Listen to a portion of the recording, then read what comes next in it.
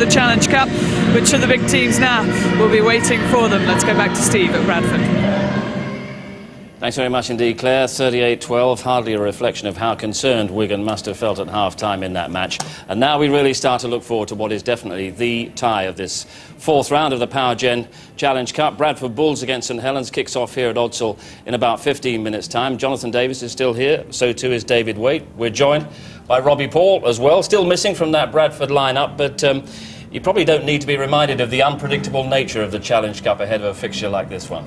Definitely, no second chances, but a team like Bradford, we can do it. We've had a tough start to the season, but I think we're battle-hardened, battle-ready now. Let's just reflect a little bit more on what we've been seeing from the JJB Stadium in the last 40 minutes or so. 34 points in the second half from Wigan. How did they manage to turn this one around? Well, we mentioned, they had a little bit more composure. A couple of freaky kicks and tries, but that's all. That's how the game goes. But yeah, they played a lot better in the second half, and they were just a lot of composure. They belt through the phases. They kept onto the ball, and I think that the amount of tackling that Widnes did in the first half really took his toll, because they did fall off a lot of tackles in the second half, and they weren't as organised. Mark Smith was in, about half an inch of having a hat-trick in this match, but here are the two tries that he did get. This is the first one. Yeah, he runs at Loughlin, runs at Hobson. The markers are both on the floor, committed.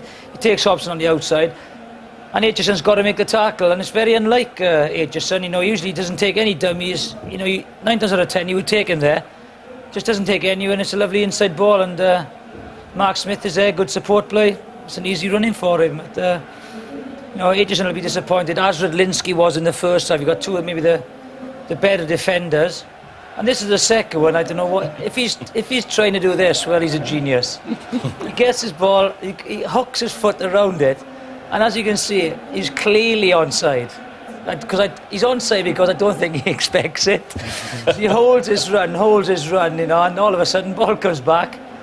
And again, it's a lovely offload, and Mark Smith's there again to get a brace. So, and that basically was it then. Once they went in front, you always felt that Widnes weren't going to come back. Yeah, at that moment you knew it just had to be Wigan's day, didn't you, Dave? Well, Dennis Betts told me he'd been practising that with the young fella. It's come off, so he'll be celebrating. But once they got their attitude right, Wigan, I think they underestimated. I think they've come out there, thought they were going to win. They must have looked at the bookmakers' odds this morning, and they didn't play particularly well, but they played with an arrogance that they didn't finish off. They created plenty of opportunities in the first half. They finished them all in the second half. Sean O'Loughlin's performance really tied things up for Wigan, and this was his try, the man of the match. Well, they do well. They break the first line again, and he just clips Brett Dallas's his heels there. It's a play the ball. It's a quick play the ball. He gets it very, very quickly. There's only one marker there. Great pickup, and then just class. Great stuff. Wigan can breathe a huge sigh of relief, and now it's Bradford Bulls against St Helens, Robbie. And how much adrenaline have Bradford used up in the last couple of weeks, and what's it been like watching their performances from the touchline? The World Club Championship, Wigan last week as well. Yeah, definitely. It's been tough. I like playing the game. I struggle to watch it from the sideline. I'm not a very good spectator of the sport. But it's been fantastic. We've had 2 tough games, we've had 2 good wins. But I think, looking at the St Helens lineup, they have a lot more strike power than both Penrith and Wigan had over the past 2 weeks. So it's going to be a real test of our defence. Over the past couple of games, these first two competitive games, we've only given up 10 points as well. So this is going to be a true test of how our defence is going to hold up. So in a way, this is the toughest of all 3, and certainly this is a match that the St Helens coach Ian Milward would have had marked down for quite some time as the big test of his side. And we've been hearing from Ian. He's been talking with Richard Duckenfield. Ian, what were your thoughts when this tie emerged from the draw? Well, I was very excited about it. In fact, I think it's a great opportunity for us. We've had a great off-season. First game against Hull sort of reinforced that to me, and really looking forward to getting up here and getting involved with it. Of course, history shows you've got 3 cup final victories over the Bulls. Last time you were here, you won about 35-0, I think it was. Do you have a psychological advantage? We'd like to think we do, but no, that won't mean too much today. Stakes are very high today. First round for both Super League teams, Bradford and St Helens. Both great ambitions to be at the final. And on top of that, one of us is going to be out today, and we're going to do everything possible to make sure it's not us. We've trained very, very well. Our preparation's been excellent. Everyone's fit and raring to go. Same 17 that played last week, and we couldn't be more excited. Actually, I haven't felt this excited since I waited up for Santa Claus one year. But honestly, if you were to look at the Bulls side from a coach's perspective, there aren't many weaknesses there, are there? No, there isn't. That's why they're the world champions at present and the Super League champions. And any team that wins those trophies deserves the right and the admiration they're receiving at present. And we respect them an awful lot. You know, they're a really good team. But we think we've got a really good team and we think we can do the business today. Ian Millward talking just a short time ago. We're down to 3 in the studio now because Jonathan Davis has headed off to the commentary box. It's a fresh day out there. He's looking forward to it. Bradford Bulls against St Helens. We certainly are as well. Let's talk about some individuals, Robbie, and a man that you would know pretty well in the St Helens lineup. Lee Gilmore, Wigan, Bradford, now St Helens, plays centre, second row, also wing. What do you consider to be his best position? Actually, he came off the bench a lot for us last year and covered in the second row position. And I think his offensive abilities there was second to none. He really did do a lot of good work for us last year, and I expect that he'll be filling in that role as well for St Helens from time to time. And he's a player who will relish a kind of fresh challenge in this St Helens lineup. Yeah, I think he will. He's got fantastic feet. He's always causing problems to people, particularly from dummy half. Always, to me, they look like a player, and I used him in the test matches on the wing. So he's very versatile, but he was always a threat, particularly when big fellas get tired. And Bradford are the big fellas of the competition. Those are St Helens forwards, great deal of experience there with the likes of Kieran Cunningham. And also Paul Sculthorpe, who's taken over the captaincy of St Helens. And if ever there was a natural leader, it's this fella, isn't it, David? Yeah, I'm really, really interested to see the leadership impact of Paul Sculthorpe. You know, he's playing alongside the former captain there in Chris Joint coming off the bench. It's something that I've spent a bit of time talking to Paul about, which was leadership, and obviously they're the conversations that stay between players and coaches. But he seems to be an heir apparent at St Helens as the leader. He's now taken over, a very, very influential player, and they've got a lovely group of players with creativity in Long, Cunningham and Sculthorpe. Now they've got a little bit more feet with Gilmore, and they've tried to get some go forward with Fozzard, and obviously the purchase of Mason last year. So it'll be a very, very interesting game for Scully. Paul Sculthorpe then, who leads St Helens today, and dangerous opponent, Robbie.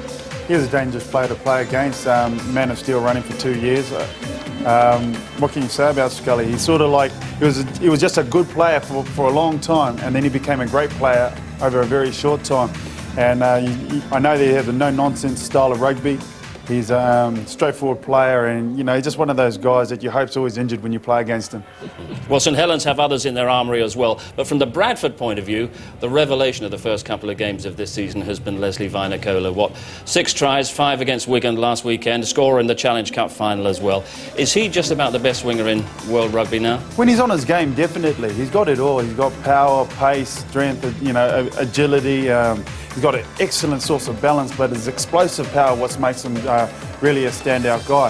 He's been under a little bit of a sickness cloud this week, so he hasn't had the best preparation. He spent a couple of days in his bed with, I think, a little bit of a cold or flu bug, but he's definitely a dynamic player. And I think he exhausted himself with those 5 tries against Wigan, didn't he? He sure did. That last try, I think, was don't pass me the ball, pass me the ball. And you see his head started going.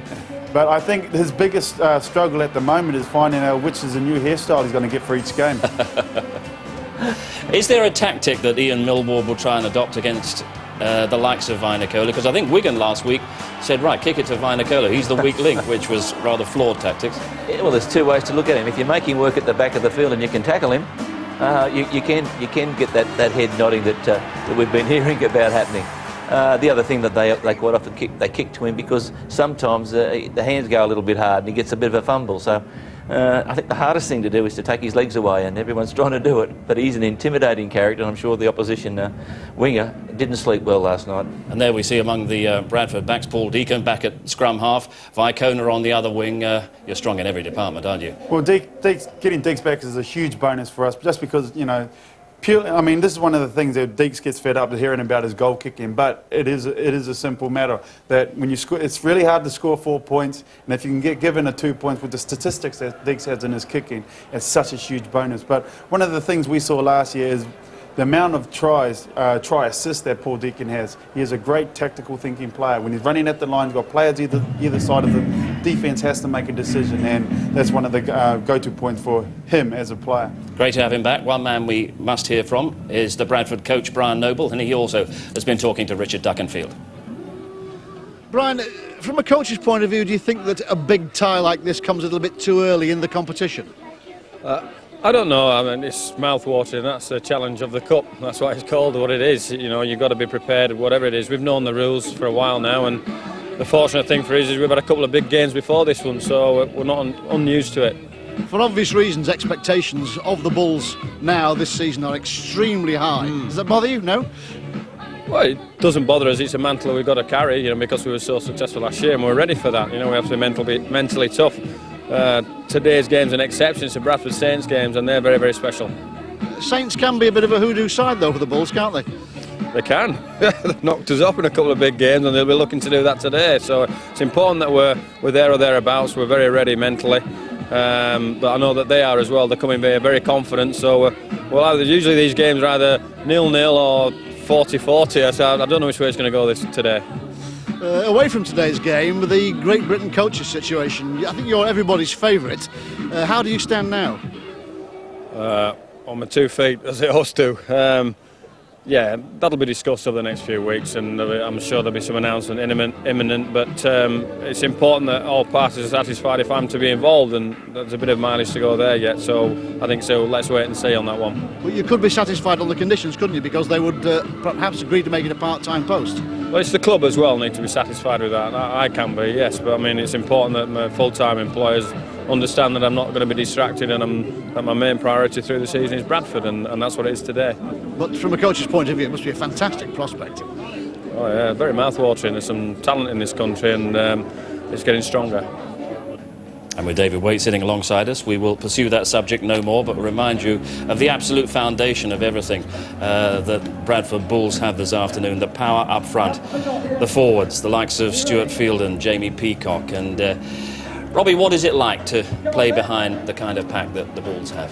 Well, we've had a big pack for a long time. It hasn't been just over the last couple of years. It's been there for a long time. And it's a joy. As a half, it's a joy. They set a foundation. You're constantly getting opposition on the back foot. And then as a half, you're getting, your defense, or the offense, the defense that you're attacking against is constantly on the back foot. Opens up options for you, and your players can do what they do. And I think it's great that Brian's put together a squad that has so much individual talent as well, and we can put people under pressure. St Helens might consider they have a plan that could really trouble Bradford this afternoon. How close do you feel it's going to be, David? I think it'll be really, really tight. I'm really excited by it. Both coaches couldn't think of anything better than to eliminate their number one favourite team out of the competition, because it leaves the rest of the competition. That's how vital this game is. It's the biggest game of the season, and Ian Bill was going, how good is it to get Bradford after these two big games, and we've had our best pre-season. And what a match, what a clash to have at this early stage of the Power Gen Challenge Cup. It's just the 4th round, but this is the Heavyweight Championship. Bradford Bulls against St Helens, and our commentary team here at Odsal, Jonathan Davis and Ray French. Bradford and Odsal Stadium for once has escaped the worst of the winter weekend, and it couldn't be in better condition to receive a Power Gen Challenge Cup tie of this stature. The world champions, the Bradford Bulls, one of the most exciting attacking sides in rugby, and against St Helens 3 times in the past 8 years, victorious over them in Challenge Cup finals. As we can see from that smoke coming out there, very much vengeance in the air. And as Ian Millward said earlier, the stakes are very, very high. Good crowd assembled. We thought the weather was going to play a big part over here at Odsal. It often does, but good work by the ground staff. Lots of sheets on that pitch there, some hot air blowers at the corners where the speedway track used to go round. And prepared it ready for these two sides. Tension very much in the air. Fireworks too, Jonathan, I notice. Yeah, I'm really looking forward to this game. You know, everyone says how big a side and how powerful Bradford are. But I honestly believe they're very, very skillful as well. Extremely skillful. The new Coral Stadium. A lot of refurbishment been done here at Bradford, and a good number of St Helens fans who, well, I'll not say defied the M62 of the Pennines, but it was in quite good good shape this afternoon. Not much traffic on and sun shining. The Bradford team, one huge surprise is the inclusion of prolific point scorer Paul Deacon at scrum half. He's been out of action with a detached retina and he'll cause Saints some trouble, as will his half-back partner Leon Price, who's been in sparkling form. Leslie Vainicolo, of course, 5 tries last week. Up front in the pack, a lot of pressure on young hooker Aaron Smith following the retirement of James Lowes, but plenty of power around him with Fielden, Peacock and Anderson. Saints coach Ian Millwall feels a very pacey, thrusting three-quarter line, but he takes a risk with the inclusion of former Samoan Rugby Union World Cup wing Dom Fonate. Only his second first-class game since switching codes, but no shortage of experience at half-back, where Sean Long should revel on this Oxford pitch.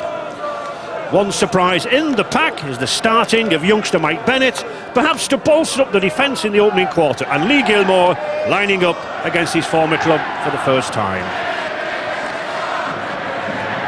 No shortage of talent on the replacements bench. Joe Vangenaar and Chris Joynt, two of the most experienced forwards in World Rugby, and both no doubt with a specific job to do when they take to the field. And the two captains, new captains taking over from the injured Robbie Paul and Saints, Chris Joynt, Jamie Peacock and Paul Sculthorpe, and a minute's silence.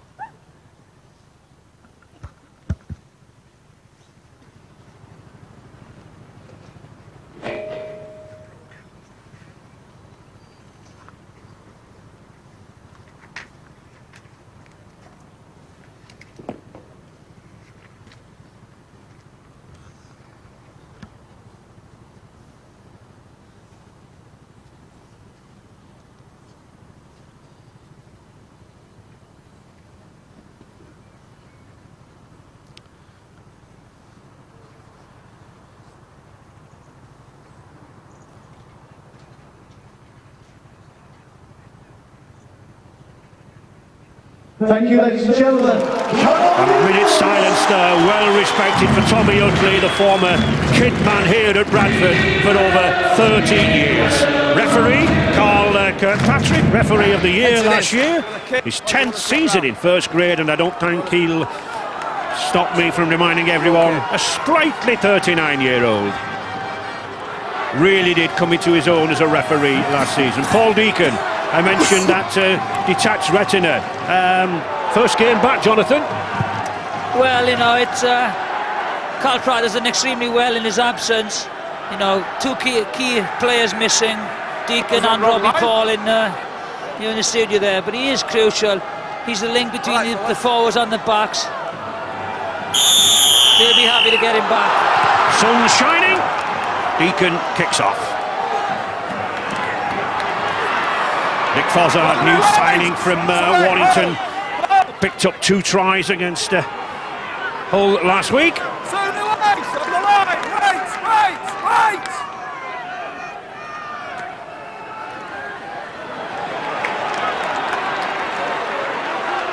St Helens, Sculthorpe, as David Waite said, leading from the front. St Helens there with Cunningham at acting half-back. But this Bradford defence moving up quickly. Just look at that clamping around the play of the ball there. St Helens kicking early on in the tackle sequence. Well, they'll be happy with that. They made good yardage, but the chase has got to be very good because Michael Withers is playing out of his skin at the moment. Of course, we all know about Vainicolo and Vainicona.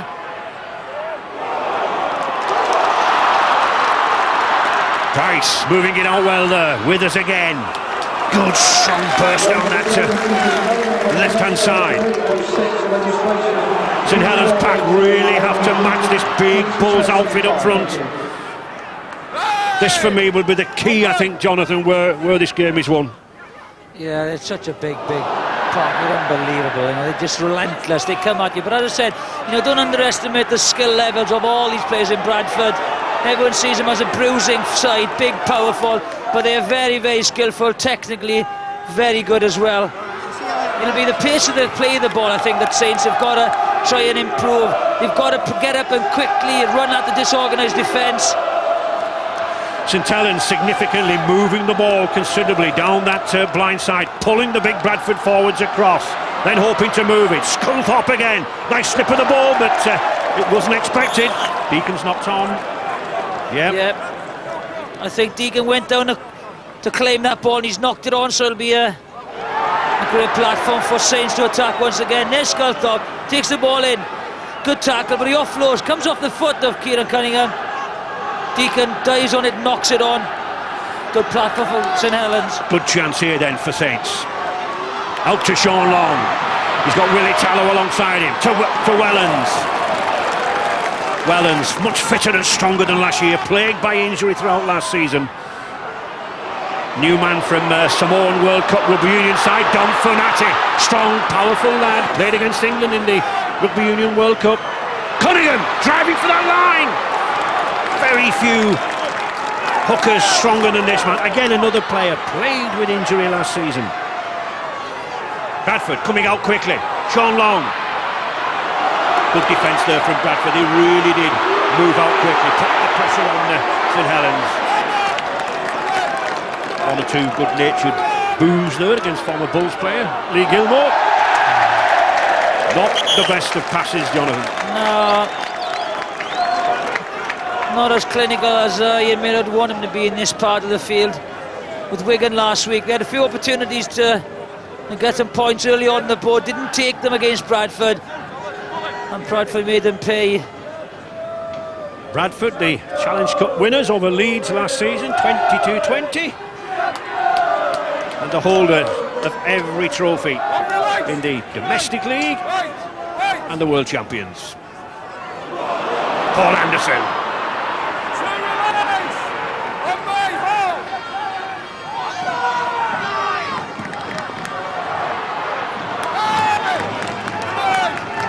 Stuart Fielding. Smith. Good short play there by Aaron Smith. Quite a lot said that Bradford would lose so much with the retirement of James Lowes, but this lad's filled in well, hasn't he? Yes, he's again last week, superb performance. You know, big boost to Phil James Lowes, big part of this club. On the fifth tackle, good pass.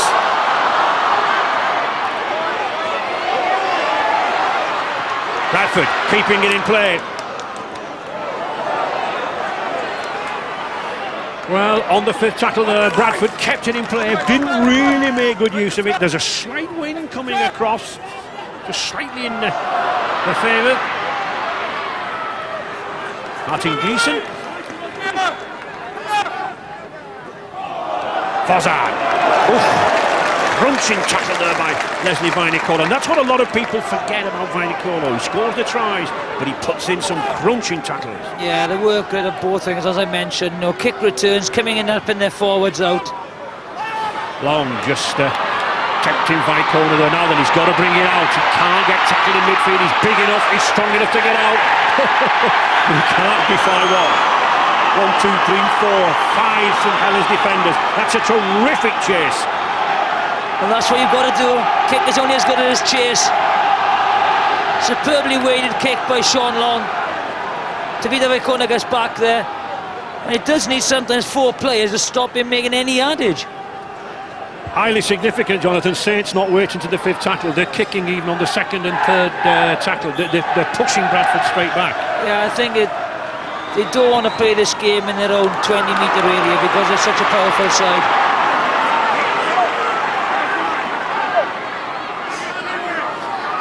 Mike Bennett usually comes off the bench, but a switch of policy, joint on the bench today from coach Millward.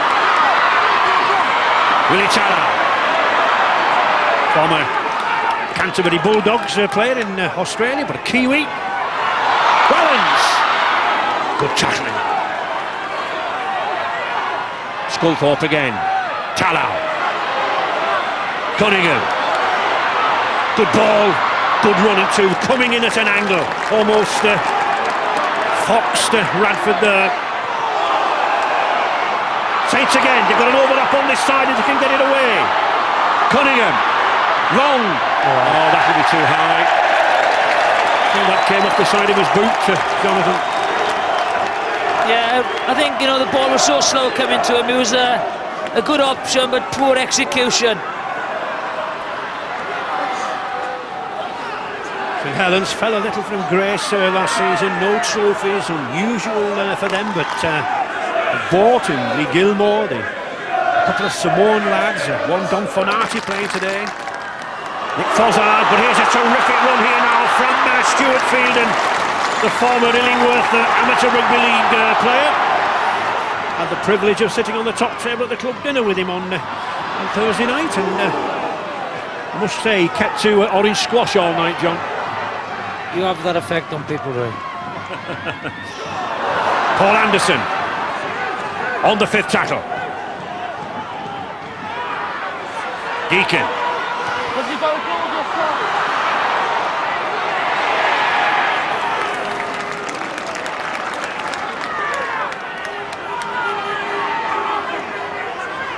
Paul Wellens just letting the forwards get back, giving one or two a breather. Gleeson doing the same. Yeah, now you'll see the forward stepping in.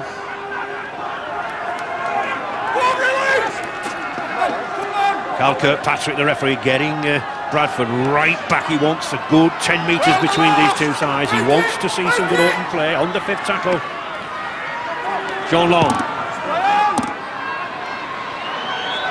Well picked up there by Michael Withers.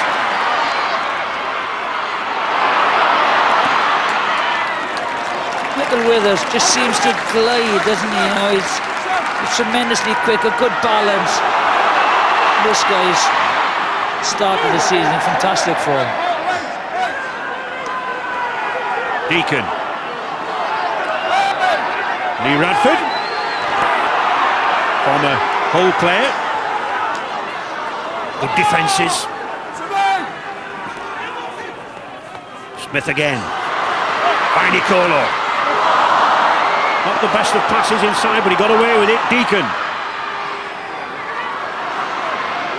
Jamie Peacock on the 5th tackle. Leon Price. Nice little kick. Tricky one there. Now then, was that a voluntary tackle? Well, you've got to give the full-backs a benefit of the doubt sometimes. Sometimes you have to go down early purely because, and if you're getting run down by 2 or 3 defenders and they get underneath you, they're going to pick you up and put you into the in-goal area. So you've got to give him some benefit of the doubt, you know. But it doesn't stop one saying voluntary tackle. No, exactly, you know. You can talk all day, but that looked a voluntary tackle to me. Fozzard, good running, superb effort here now. Gleeson's going for the line. That is what they can do.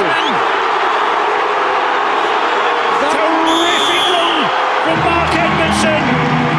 But was it a forward pass? One or two are saying, doesn't look it to me. But Mark Edmondson striding out there like a back. I thought he was Mark Gleeson for 1 minute. Well, that's why he was selected on discipline and pace. It's going to be ferocious in the first 20 minutes. I might bring the, you know, the creativity of Chris Joynt on later on. But just that is what this St Helens side can do.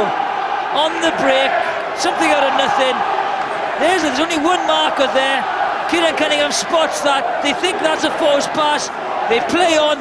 Inside ball. Look, Leon Price, Jamie Peacock got switched off. Langley tries to get back there. But that's just, watch it here. This is where they think the forward pass is. Whoa. Difficult to say. That's a line ball. But from there, the defence just switched off. They didn't come in. They didn't step in to make the tackles. And just Mark Edmondson made them pay. When you think that this movement came all the way from the St Helens line when Paul Wellens just retrieved that ball in the in-goal area. Exactly, that's a great finish by Edmondson, but they did switch up, they didn't step in the defensive formation, and they were paid for it. One or two of the Bradford fans with memories will be thinking back to that night last June when St Helens beat the Bulls here by 35 points to 0. They really did hit a purple patch. The Bulls can't let St Helens get away. John Long. An easy 2 points. St Helens then in the lead by 6 points to 0.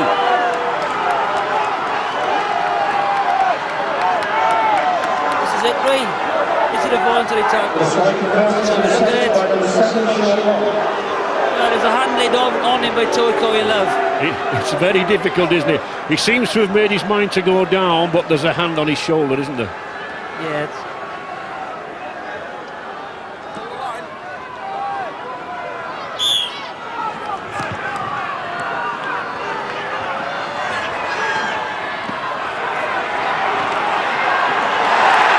Fozzard, a very strong, powerful upright stance. For all that, he's knocked on. Just what you don't want to do. Takes the ball in. Just dislodges the ball from him. I think it's Paul Johnson with a hit. Yeah. And it's the sheer power of the tackle. Bradford then with a chance to make amends. Deacon directing operations. Leon Price, who's been in such tremendous form in the standoff position. Anderson, can they hold that 20 stone? They can. But for how long? Bradford again. Deacon pulling the ball out wide. I thought he was going to put a little kick in. The teams normally do that. Push the ball back to bring out the defence for a kick. Knock on. Oh, referee Mr. Kirkpatrick's missed it on the fifth tackle. Well, that looked to knock on. The ball back with Deacon. Back again to Price. Well taken. That was well judged. Now that wasn't a voluntary tackle there. He had to go down. He had to make sure that that ball was secure. Well, this is silly play here by Toiko Love. I think there was a swinging arm. Yeah, there we are. Watch him. He just waits. Didn't do much there, but it's a stupid thing to do, isn't it? You know, you're on the opposition line. Why give a penalty away where they can just clear it? You know, now over 4 drives, and all of a sudden you're back in your own half. Silly play. Dominic Fonatic. Fozzard again, tucks it under his right arm this time. He's not going to lose that ball this time. Cunningham. And this is one interesting aspect, I think, about the Saints play. The number of times they strike from acting half-back here, and with Mickey Hyam as well, who comes on, Jonathan. That's offside. Yeah, not bad. Lee Radford coming in from an offside position. Yeah, as Carl Kirkpatrick said, they're all offside. 5 metres on offside. And it's the pace of the game which Saints are taking a game to them. There we are. I think it was... I'm not sure what. I think he was still feeling out straight offside there. They'll definitely go for goal. But it's the pace of the game that Saints want to play. They know they're not as bulky and as big as the Bradford side, so it's just move the big boys around the park, you know, create gaps, make the big lads defend, you know, bigger gaps either side of them. Saints coach Ian Millward has said for 2 or 3 weeks now that Saints have been better prepared than in any season he's been at Knowsley Road, and certainly a lot of work has been done around that ruck area. The speed of the play of the ball disconcerted Hull last week in the Super League, and it's doing just that here for Bradford. Long again with the kick, and another 2 points for Sean Long. St Helens then, against all the odds, 8 points to 0 in the lead. Yeah, you know, you've got Mike Hyam on the bench, and he would walk into any other side, maybe in the, you know, in the Super League. But Kieran Cunningham back, fit and ready to go, is a huge plus for St Helens.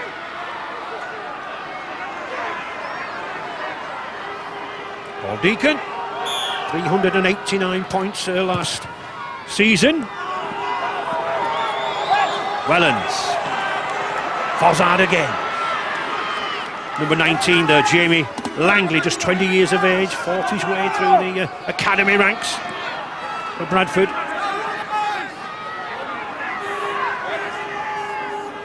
Cunningham, fitter, leaner Cunningham than last season.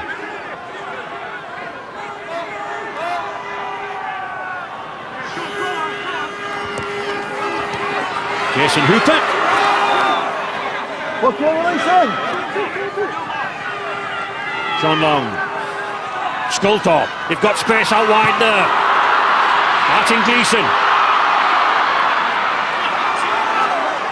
St Helens wanting to play this out wide, wanting to speed it up. They don't want to get caught in a forward battle. But also, there's no pressure. I think Brian Noble will be just questioning the fact that there's no pressure whatsoever in the St Helens kicking game. You know, Sean Long is just casually stroking the ball about, getting good field position. There's not really any pressure on him. Just makes it so much more comfortable for him. You know, the forwards are getting good yardage from, you know, the kick returns.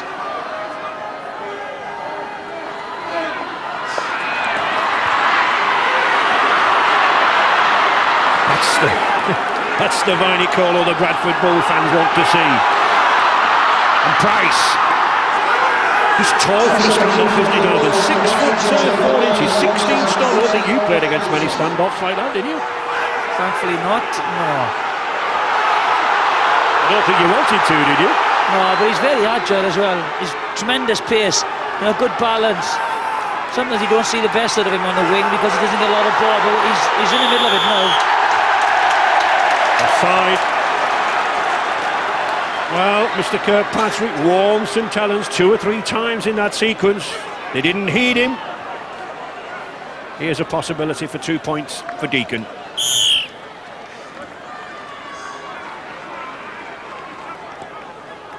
There we are. They're on top of him. That isn't the penalty. The penalty was for, you know, not going back 10 metres.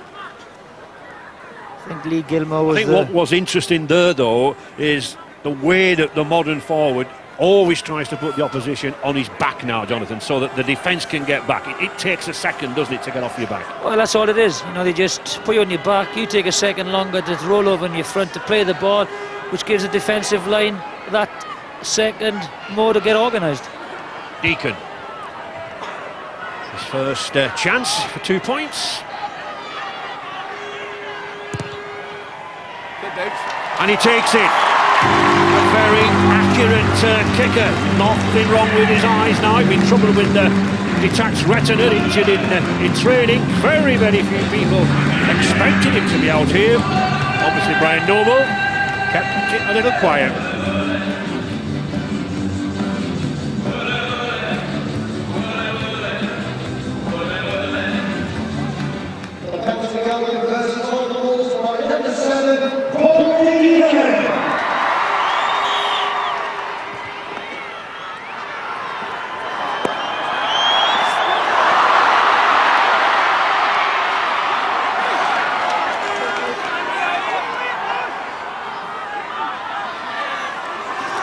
Stuart Fielden again driving away. Very rarely is he replaced in a match. Usually gets the full 80.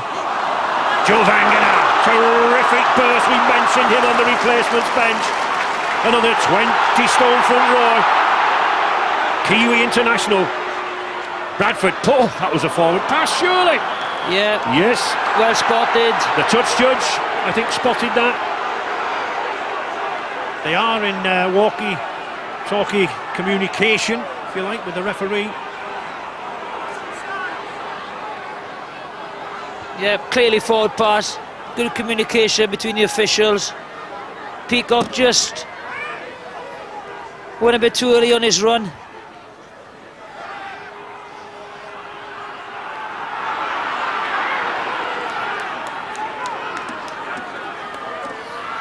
Cunningham. Fonati. This lad from Samoa, very confident, isn't he? It's only his second first-class game, yet he's coming inside like a trooper. Well, he's a big lad as well, isn't he? And it's a lot easier for, you know, rugby union backs to make a transition for the forwards. Skulldog, beautiful running ball there, Gleeson. He's got Darren Albert outside him. Good covering a tackle, good sliding defence there. But St Helens, 11 metres from that line. Wellens, not a good pass, slowed the movement down. Hooper. Yeah, poor. Just took the momentum out of the movement of that poor pass. Long again. It's dropped. Yeah, I think Lee Gilmore had a little look who's in front of him there.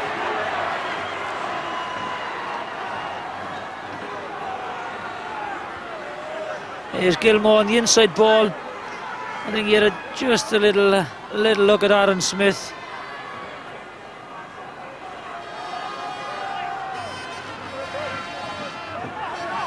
And there is a difference, isn't there?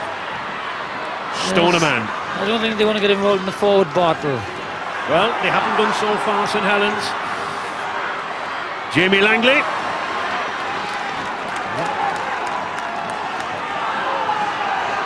Paul Johnson. Signing from Wigan, only his third appearance. Smith. Deacon.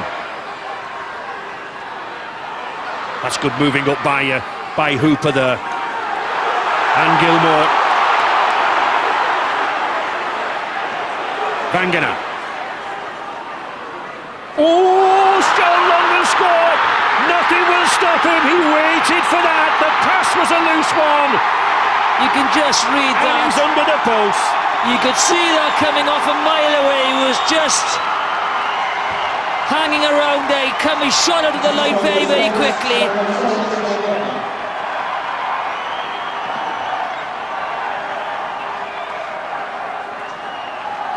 They're the ball cutters, and this is why you got to be careful. He throws a blind pass, really. You know, he can't see, and you can see the reaction on the floor. Lee Radford, I think it is. And once he had the ball in hands, that was it. But well, you're always taught, Jonathan, you never pass the ball with your back to the opposition, do you? That's exactly what he does. You know, and you can read that. You know he should offload an attack. Once he spins and gets the ball in one hand, any good half-back, a poacher, just, you know, just, you can sniff it.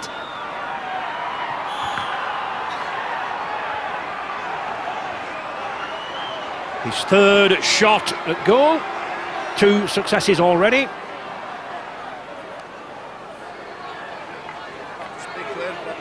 Bargain buy a few years ago from Widnes. Cost only £80,000 this lad. He certainly has paid every penny back to St Helens.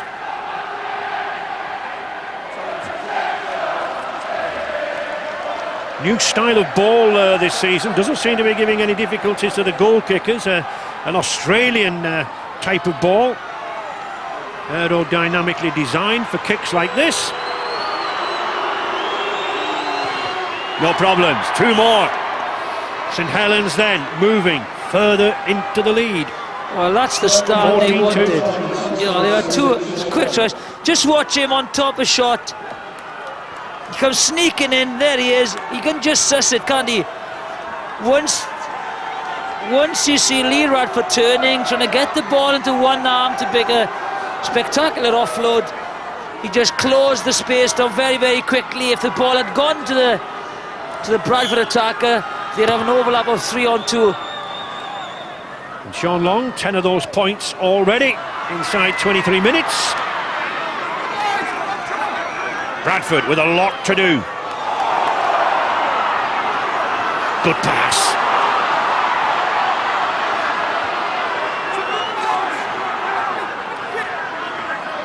St Helens looking to move the ball away as quickly as they can. Good strong running too there from Mike Bennett. Sculthorpe. Play on. Not a charge down, just ricochet off. We've got Richard Duckingfield, as usual, down there on the bench. We'll be having a word with him very, very shortly. Just keep Mason, just come on, go forward. That's what he's going to do. That'll be his job. Just get it over the gain line. Just make sure we go forward.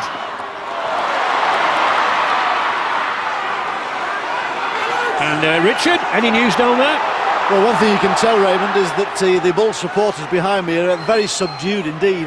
And it has to be said, I suppose, so is the team that they're supporting. I guess that's because St Helens really haven't put a foot wrong since the start of this game. There's only that fumble by Lee Gilmore a few minutes ago that impeded their progress. Dean Millwood has to be very, very satisfied with the way things have gone so far. Raymond there from Richard. Only my mother and my headmaster ever called me that. Must be a Sunday. Smith. Deacon.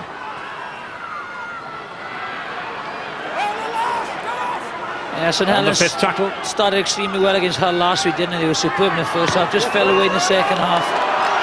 It's a huge kick, that's a difficult one, but Wellens took it well.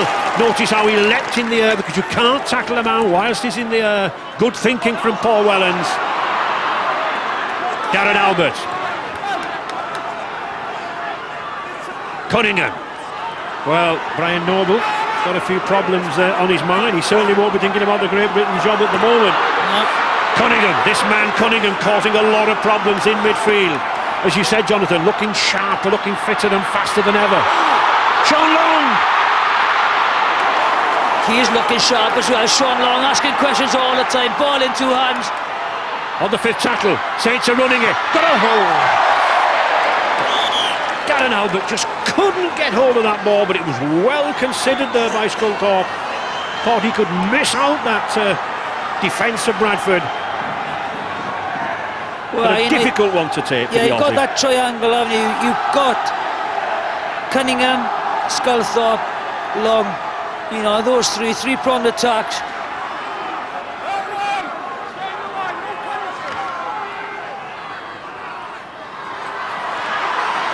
St Helens won all 3 cup finals over Bradford, 96, 97 and 2001 at Twickenham. You don't see that very often. Cunningham and Chris Joint remaining from those cup ties. 60% possession, when that really shows you the dominance, doesn't it? And territorial advantage. That's what they want. They want to keep the ball. They want to go out and finish the set and then get a good kick in. So they keep possession and play in the right areas of the field as well. That won't go dead. Deacon trying to give St Helens a little taste of their own medicine. We mentioned St Helens were kicking early in the 6 tackle sequence. There was the evidence.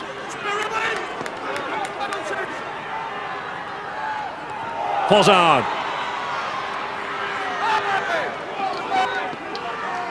See, nothing silly at all here. What they'll do is they'll just take the ball up. Just 4 straight drives. Talau. And this will go back to either Scully or Sean Long. There's Sean Long. And they're actually, Jonathan, they're not really kicking to touch, not looking for a scrum or anything, they're just kicking for position, aren't they? This is what the position that they've got now, 9 metres from the Bradford line. That's right, and like I was saying, the chase has got to be good because, you know, they're so important, the back 3 of the Bulls. Good burst here now from Tavita by corner. We've not seen a lot of him, coming well away at acting half-back. Deacon now, what can Bradford do? Jamie Langley.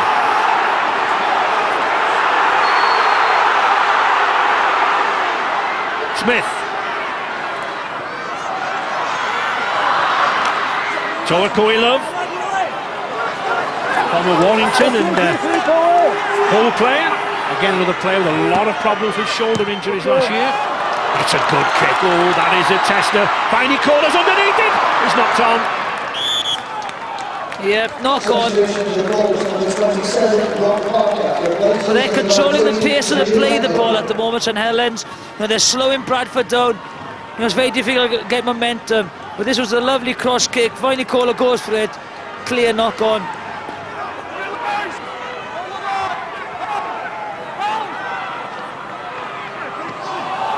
Gilmore.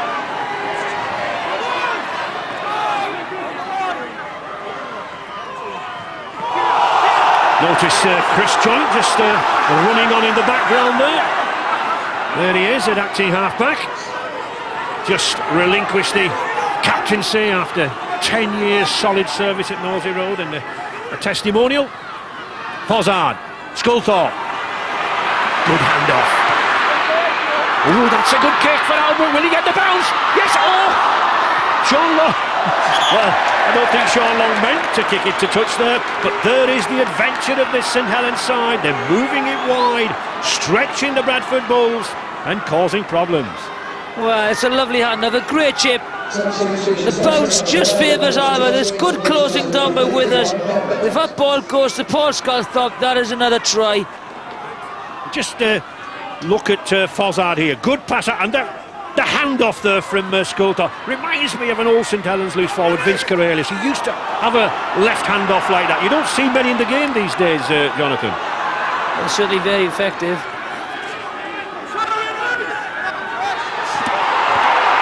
Chris Joint in there. He's come on for Mike Bennett. Number 16, Keith Mason in that tackle there. Oh, Fielden not happy. Looking for support, finds Price. This is dangerous now, Price. He's got a good sidestep.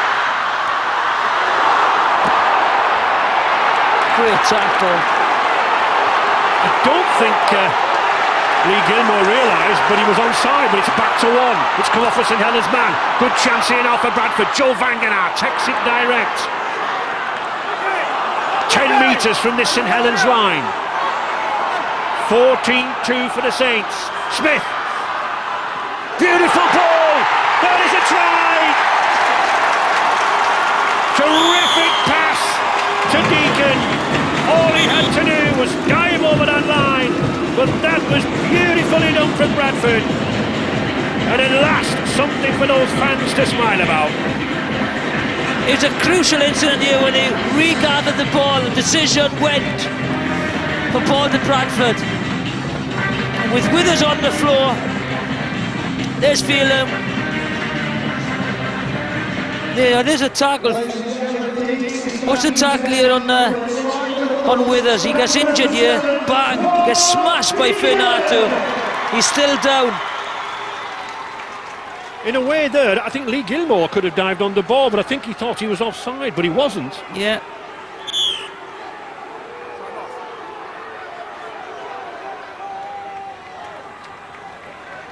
There we are. There's the ball. Look at that. Great play again by Aaron Smith. You know, that was superb play by Aaron Smith. He sucked Nick Fossard in, and Deacon hit the hole. Try time.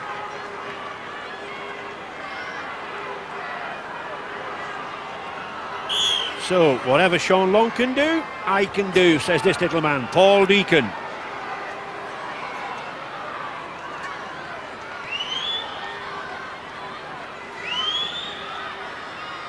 Hardly any wind out here at Odsall. Ooh, not the best of kicks from Mr. Deacon. Bit of a slap. So, 14 points to 6 for St Helens.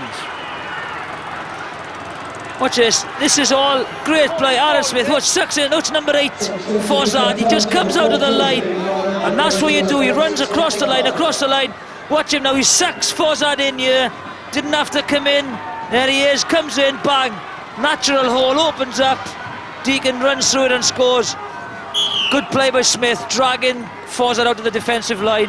And that's why he runs flat, Jonathan, isn't it? To bring him onto the line. Bradford then, rejuvenated. A little bit more life in this Bradford side. They need it. But Smith controlling operations down there. And Richard Duckingfield down there. Any news on Withers after that tackle? Yes, Ray. Just before the try, you saw that he went down holding his arm very painfully. They looked, first of all, as though it might have been a dislocation. They call it a stinger. It was very painful. He's left his full back position for the time being. I guess it'll take a little bit of time to recover. Peacock. St Helens will want to hold this lead. Just 6.5 minutes remaining to half-time. That could go dead, surely. Oh, I thought that would have gone dead, but Albert, confidence. Wellens, no support, has to go forward himself.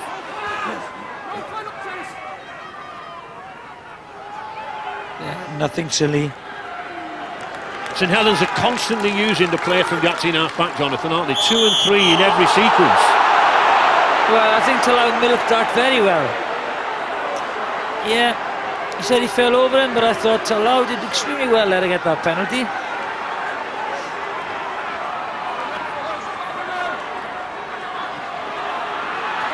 Keith Mason, dumped to the ground unceremoniously. And I think that's what Brian Noble will tell his players at half-time. You can't give penalties away in good attacking positions. It just made it easy for St Helens to get out. Sean Long, Kieran Cunningham, powering through like a prop forward. 10 metres now from this Bradford line. Sean Long again, finds Hooper. Gleeson, Trying to create the overlap on the short side there. Not much room though to create it, was there? No, just run a bit of space. They did create a 3-on-2, but look, you know, they're all trying to do that within 3 or 4 yards.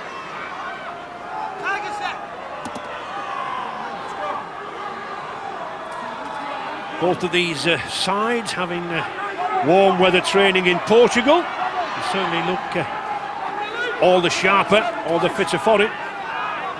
He's struggling with us. Yes, he is.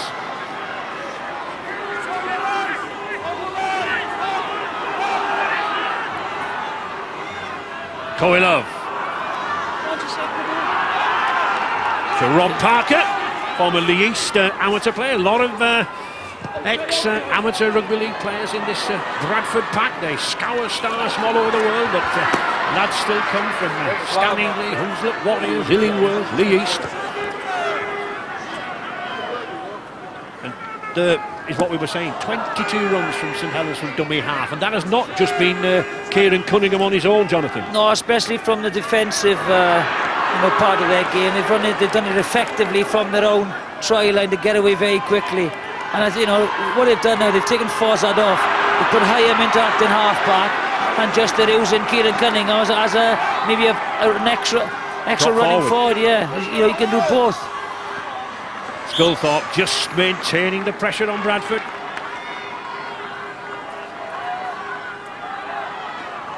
Very keen to take over the captaincy from Chris Joynt when Chris decided to relinquish it, a player who likes to lead from the front. And I must say, I like to see him playing at loose forward and not stand off. Yeah, he has a free role, and you know, he's one of the best players in the world. Although possibly David Waite in the studio will not agree with me, but we beg to differ. Everyone has an opinion, right? Everyone has an opinion. Smith wanting this ball, waiting for it. Couldn't get away this time. Michael Withers still seems to be troubled a little from that tackle, holding down. The crowd have been baying for that decision, and I thought the previous tackle was slowed down slightly more than this. There he is on his back.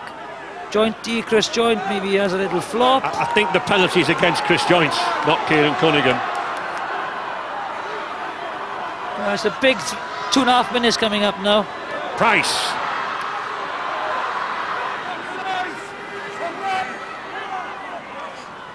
Johnson. Rob Parker.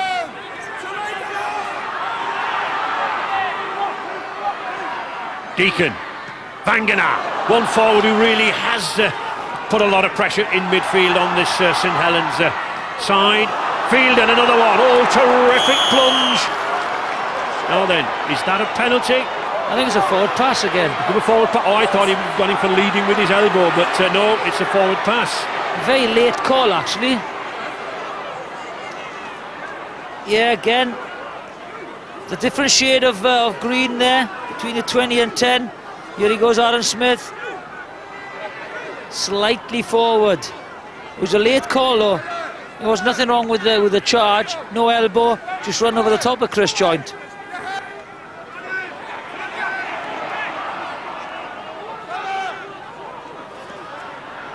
Gleeson.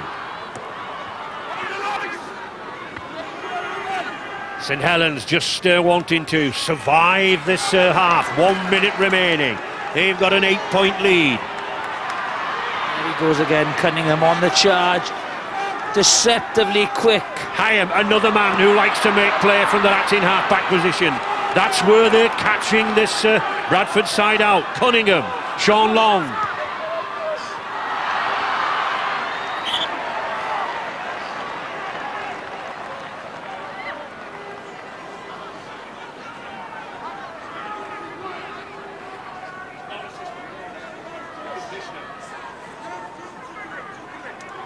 He'd be happy with that, Ian Millward, scheming on the touchline as he usually does. Always got something to say. He'd be very happy with his first half performance now.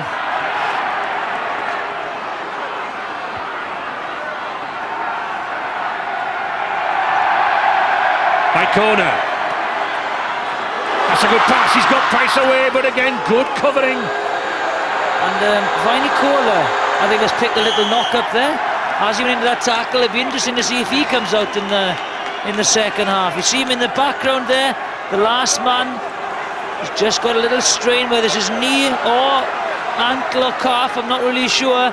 But he didn't go up, he just stayed there. Yes, and I'm pretty sure that penalty was against the Samoan rugby union lad, Dom Fonati. He's learned his trade quickly. He came in rather late. Time up, but into added time. Deacon knows that. That's why he's put that high ball in. Oh, Fonati took it well. Very impressed with this lad, Jonathan. Yeah, as I said, it's very easy to, it's a lot easier to come in as a back than a forward, and he's done extremely well. But as have the rest of the St Helens side, they played extremely well. Sean Long's interception, Mark Edmondson's try. They've tactically been very, very good. They've kept the ball away from the Bradford side and let them play in good field position for the defensive lineup. So it's very impressive first half performance by St Helens, and now Bradford will have to come out and pick it up a couple of notches. St Helens 14, Bradford 6, still anybody's match.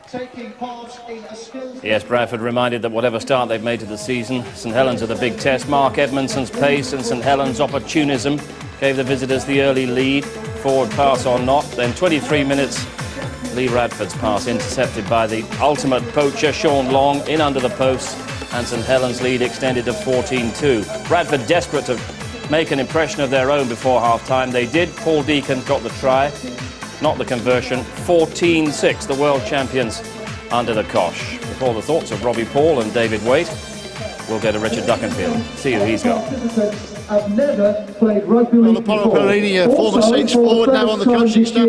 Apollo, more or less a faultless performance in the first half, but what, an 8-point margin is not going to be enough, is it? No, it's not going to be enough against a team like Bradford. They'll come back strongly in the second half. They'll probably go back to the change room and review what the things that they've done wrong. But our boys, we're working hard. We're going to go back and review that first 40 minutes, and we'll hopefully come back out and continue on our form. I thought that Bradford looked somewhat subdued for long periods in the first half. Was that tribute to Saints, really, or is it something not working right with Bradford? I think our game is just to keep the ball down their half and play all our rugby in their half. They're a very dangerous team when they get into our half. So our main objective is just to play rugby down there. I expect that you anticipate they will turn the temperature up quite a few degrees in the second half.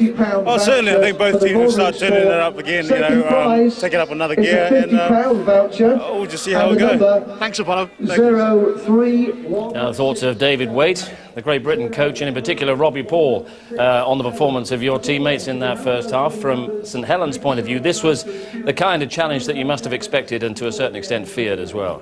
Yeah, we did expect this. I think that they're on their game and we look extremely flat. Haven't seen much of Leslie in this first half. I think he's been a bit outshone by Sean Long's haircut. I think that's why he might be a little subdued. But yeah, I think it's a little bit surprising as to why we're playing. But we are a team that come good in the second half. We like to try to make the opposition soak up a lot of energy in the first half, and then we come out and give them all guns blazing in the second half. But we've got our work cut out for us today. They are turning us around. They are keeping the pressure on us. So, like I said, we've got our work cut out for us. Bradford flat there, but how much is that a result of St Helens' tactics out there? I think the tactics are spot on from St Helens. They've played to keep the ball in motion, play at the other end of the field, attack the Bradford ruck, which is supposedly their greatest strength, but on the back of great play, the ball speed, and some fantastic dummy half work from nearly all the players. It's not just a Kieran Cunningham or a Mickey Heim. All players are conscious of the work there and hitting in directly behind the ruck. That was where the first try came, and it's where they've targeted, particularly in the first half, to turn the big fellas around. So if you keep them in motion, you don't let them have a breather, and you keep running from dummy half, footwork and pace can give you the rewards. Well, let's take a look at that first try, because it was great work from dummy half by Kieran Cunningham that gave the opportunity for Mark Edmondson. Yeah, you'll see that the play the ball came in, and I think the Fozzard was the angle of the Fozzard right in behind the ruck. Then it was a matter of support play. That's great pace from a front rower too. But it wasn't by chance that they were there. They'd been working at that area since the beginning of the game. Some deception, They won the play, the ball speed, with Stuart Fielding left on the ground. Lovely change of angle, back up the middle of the ruck, in between a big fella, Baloo, Big Paul, and then it's a matter of making sure you're close enough to react to the ball and support the ball, and they did that. The team are well aware of where they want to go, and they reap the rewards. Basically, the difference is really the intercept, isn't it? A missed goal from Beacon, which is unusual, and an intercept. But that's great work for what they'd planned to do. Did we see a forward pass in there, Robbie? Ah, well, you read about it in the paper the next day, you know. The try's been given. Don't worry about that. Get on with the game. Yeah. Now, the Sean Long try from the Bradford point of view, there'll be huge disappointment about this. It was, because it was on for us out wide, actually, and I think that's what Lee Radford saw. But when you've got a guy like Sean Long around who can run like the wind, and he does love poaching tries like this, I mean, I think selection has got to be the right call. You've got to be a little more selective with the passes that you're making. Yeah. Took a chance, didn't pay off. Got to work harder now. Yeah. Probably, to be fair, probably heard the call too on the outside, and trying to honour his mate's call. He's looked to offload the football, but the blindside poacher came up and snuck the ball. It was a lay down was there once he got his nose through there, because everyone else was thinking try the other way. So it's. How much in control was St Helens at this point? Because we were seeing the lovely touches of Kieran Cunningham, Paul Sculthorpe as well, and they were able to be inventive around the field. They're in control at the moment. They've set out to do a certain thing in the first half, and they've achieved that. And Robbie mentioned that Bradford's style is to hang in and absorb, or apply as much pressure as they possibly can. It's been a great contest. Two extremely skillful sides applying pressure with some fantastic passing skills. And to be an intercept, the difference between the two sides lets you know that the second half, when all the emotional buy-in is going to be required from both teams to see who is out of this competition, who wants to win this one the most. At the moment, you'd say Saints look the more enthusiastic, the more emotionally involved in the game. Bradford, but they traditionally hang in and see how their power goes in the second half. Well, a bit more than that, because they demonstrated their desire with a much-needed try shortly before half-time. Great work from Aaron Smith here, and Paul Deacon's try. Yeah, it was lead up by Paul Deacon, started it, got a good little ball away to Leon Price. Set up the formation for it, and then to play the ball, Joseph Aganar went forward. Aaron's come out off the back of him, got the defence on the back foot, and it's just about Paul Deacon running into space. Came in on a short ball into a good line. It was with David there, and David was calling short ball, short ball, short ball, short ball, and he come that's exactly how the try was scored. Yeah, well, I was just sitting there watching it out the window, and what was required was someone to come very, very short to Aaron Smith, because I knew Fozar would jump, and as soon as he jumped, he left Martin Gleeson apart, and Deeks sniffed the hole and led into the hole and put the ball over the try line. They desperately needed that. They did. For the moment, thanks very much. We'll take a certain amount of encouragement from what happened earlier this afternoon at Wigan. A real scare for Wigan, who trailed Widnes by 12 points to 4 at half-time at the JJB Stadium. Wigan then scored 34 points without reply in the second half to book their place in the next round. The bad news for Wigan was an injury for Brian Carney, a broken ankle, which will require an operation tomorrow, adding to Wigan's long, long injury list. But right now we can hear from the respective coaches there. I think they knew where they were going wrong. A few expletives and probably a few harsh words. You know, we like direction, we like collision, and certainly we like completion. Now, if we could sort that out, which we did to a degree in the second half, you know, we can. We're not a bad football team, and the way we defended second half, I think, you know, certainly that went to something winning the game. 2 tries from Smith, a man of the match performance from Sean O'Loughlin. He played exceptional, didn't he? You know, to put him out, you know, on the right centre. He's done it before. He played there against Bradford last season, so he's talented, he's multi-skilled and can play anywhere. Great player. There's a downside to this victory, Mike. An injury to Brian Carney. It's quite serious by the looks of things. Yeah, it's a suspected broken ankle, I believe. I'll know obviously more later on. It gets worse, doesn't it? But again, whoever turns out next week, the 17 will be ready to play. I think Wigan must have had a bit of a roasting in the change rooms at half-time, and to be fair to them, they came out and certainly stepped up the pressure and the pace. And the quarters, I've got to say, even though we were 12-4 up at half-time, I thought we turned too much cheap possession over in dangerous positions, and you know, you pay a price for that later in the game. It promises to be a difficult season. Where do you go from here, Neil? Well, I think there's been a lot of positives in today's performance. Certainly 34 unanswered points in the second half is not one, but I think there's a lot of positives in there, and we've got something to build on. What we've got to make sure is that we don't lose the positives in the sort of dismay over the defeat. Well, a dressing room roasting turned it round for Wigan a little bit earlier this afternoon in the Bradford dressing room at the moment. It's not exactly hysteria. Quiet words from Brian Noble, but he has to turn things round here as well. 14-6. The World Club Champions trail to St Helens. We'll be right back with the second half after we got a swift news update from Craig Doyle in London. Thanks, Steve. Yeah, let's take a quick look at the football. Leeds against Liverpool at Ellen Road. Steve Wilson is there. A terrifically entertaining game with all 4 goals coming in a 20-minute spell in the first half. First, Harry Kewell for Liverpool with a typical curling shot after 21 minutes. This on his first return to Elland Road since his summer move. Eirik Bakker equalised for Leeds 8 minutes later with a neat finish, and then Mark Viduka lobbed a second after Stefan Oncho's mistake to put the home side in front. But only for 7 minutes before Milan Baros, who had earlier hit the bar with a thumping header, scored an excellent equaliser for Liverpool, his first goal of the season. Alan Smith hit the bar after the break for Leeds, but it was 2 outstanding saves from Paul Robinson which really stood out. First from Michael Owen, then from Dietmar Hamann, whilst Finnan blocked Domi's header in stoppage time. Breathless stuff. Big game today, of course, the Carling League Cup final at the Millennium Stadium. Second half has just kicked off there. Good start from Middlesbrough, 2 goals within 7 minutes. Job on 2 minutes, then a penalty from Zenden on 7. Kevin Davis replied on 21. As I said, second half just started. The score is 2-1 to Middlesbrough. Portsmouth and Newcastle, well, that's just a few minutes old. No goals there. Things just got underway in the SPL as well. The big 2 in action there. OK, quickly, let's have a quick look at what's happening this afternoon after the Rugby League. Just after 4 o'clock, we joined Susie Perry and Neil Hodgson for the second race of the opening round of this year's World Superbike Championship. At around 10 to 5, we have Sport Plus, and we finished the day with an interview with the former England captain and Rugby World Cup hero, Martin Johnson. Right, it's the second half of today's Rugby League. Let's go back to Steve Ryder at Bradford.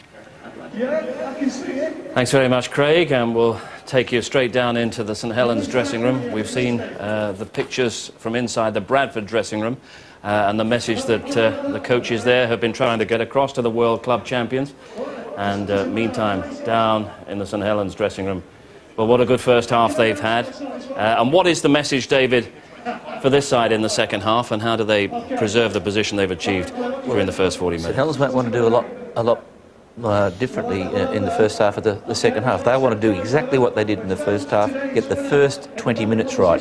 And they'll probably be even talking about the first 5 sets right. So the longer they go with their noses in front, the greater the pressure is on Bradford to do what Bradford normally do, come back in the second half. But they'll focus on the sections of the game that they need to get right. They've got great rewards out of what they set out to do. They'll still keep the ball in motion. They'll still keep the pressure on the middle of the Bradford ruck. And they'll look to, at some stage, being Mickey High on again, to even increase the tempo that they're playing at. Leon Price there, Robbie, among those having a say in the Bradford dressing room. What will be the rough gist of the message? I think, in plainly speaking, it'll just be wake up. We're not playing to our potential. St Helens are bringing the game to us, and it'll be, I think the word will be going, let's flip the coin, let's do what they're doing, let's keep turning them around, let's put the pressure back on them. And at the end of the day, it's a simple thing. Wake up and play Bradford's rugby. And you've always prided yourself on being very much a second half side, especially in front of this home crowd. Second half side, but the real pride comes in playing at home. We don't like losing games at home. No matter when any team comes there, they want to know that they've left being in a game of rugby. And at the moment, we're not playing to our potential. Bradford, that's a good thing for Bradford. We start hitting our straps, then I don't think we can be beaten. It's been a long time since the last defeat, September the 14th, the last time you were beaten by anyone. There's a big task lying ahead of Bradford as they enter the second half of this 4th round Power Gen Challenge Cup tie, trailing by 14 points to 6 to their great rival St Helens. What a second half in prospect as we rejoin Jonathan Davis and Ray French. 16 of those 20 points for the Bulls and Saints half-backs, Paul Deacon and Sean Long, but Kieran Cunningham for his running at the acting half-back and Sculthorpe's kicking, I think they've been a major factor in St Helens' 8-point lead, Jonathan. Yep, and as the boys said in studio, Saints haven't got to change much actually. It's Bradford, they've got to pick it up a couple of gears. Wangana.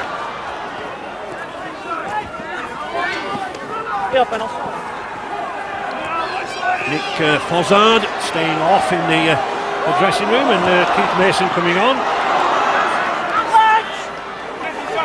Fozzard. No, Fozzard's on. We got, we've got the message from down below that Nick Fossard was staying up, but there he is with that heavily strapped left arm.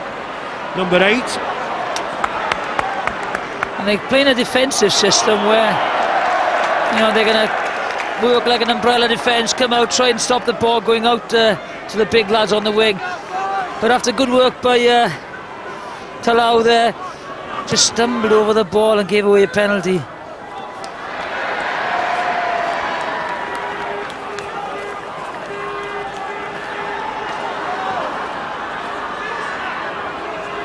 Probably the most effective of the Bradford forwards at the moment, this big Kiwi, Joe Vangana. Well, definitely. I think him and Stuart Fielden. This guy Peacock's been relatively quiet. I'm sure they won't be throughout the second half. Deacon. There is Fielden. Oh, can he get that ball away? No, he can't. Good clamping there by St Helens. Hyam in particular. Good tackle again by Hyam against the bigger man. Great tackle. Right round the legs. Again, that just, the poor pass takes the whole pace out of that movement. It was a good recovery run there from Rob Parker. Still Bradford coming forward. Deacon again. Oh, well picked up by Vangana. Yeah, he played at it. Mickey Hyam played at it, so it's now another set. Price.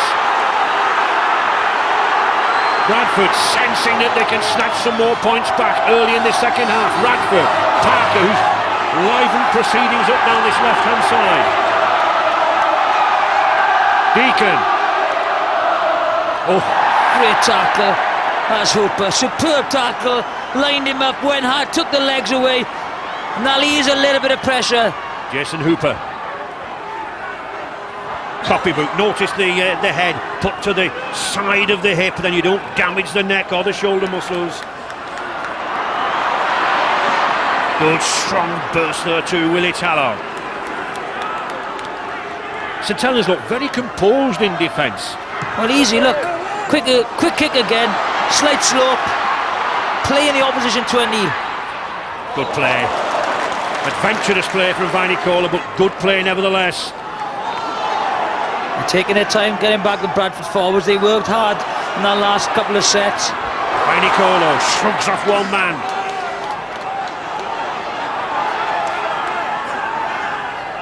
Smith. Parker. Just got that little extra yard of pace as this Rob Parker can disconcert one or two defenders coming in. Joe Vangana. He certainly made a big impression since he came on for Paul Anderson. Knock on. They're very sloppy, aren't they? So you see there's a little bit of frustration coming into the game. They've started well in the season, or beaten Penrith, beaten Wigan, and now it's not going their way, and the frustration is coming to the fore. But Leon Price, he seemed to be in two moods there as to which angle he was going to take. I think he was sliding away at one time, then he came in and the ball was going away from him. Nevertheless, a knock on. Sculthorpe.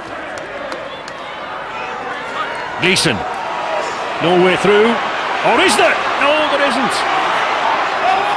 Oh, he's desperate to keep out of that touch. Did well to stay in. He did, and it was a quick play of the ball, and Joint came up very well. Good pass in here, Mickey Hyam. When they get the ball, they just pick it up very, very quickly. They put a bit of pace into their movements. Gilmore. It's the speed of this play of the ball. Bradford trying to hold them down as long as they can, as long as they'll keep with the referee Kirkpatrick's patience. Two more tackles remaining. Little bit of daylight out wide here on the right.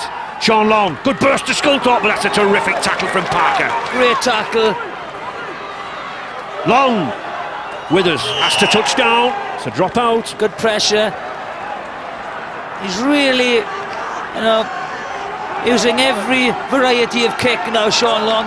Putting the pressure, keeping them in this area of the field. Lovely deft touch. Leon Price takes him out. There was nobody else going to win that apart from Withers, but now they will keep the pressure on. Another set of 6. Deacon reaches the halfway line, but Wellens is there to Fossard.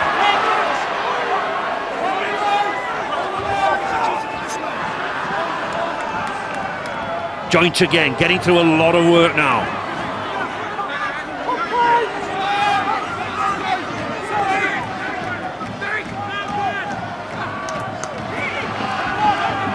Hooper. Nice. Oh, it was a good ball there from Hooper, but I'm afraid Gilmore was taking it with his arms round his waist.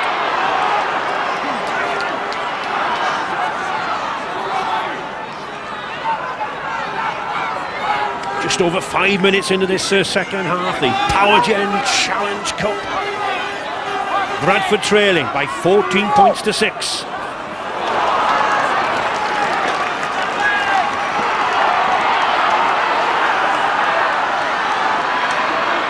Stuart Fielden. Oh, Peacock. Jamie Peacock, sorry. Terrific burst from Peacock. Now then, can Bradford make hay on the right-hand side? He did not. Leon Price. Oh. No, I just think, you know, they do miss that spark, that inspiration, and he sat in our studio today. That's the unfortunate thing for Bradford. It doesn't seem to be that spark or inspiration there. You know, the forwards are making yardage. There's no support runners on their shoulder. The two centres have had quiet games, Toe Love and Johnson. The pass was, you know, slightly high, but he just stumbled as he went into it.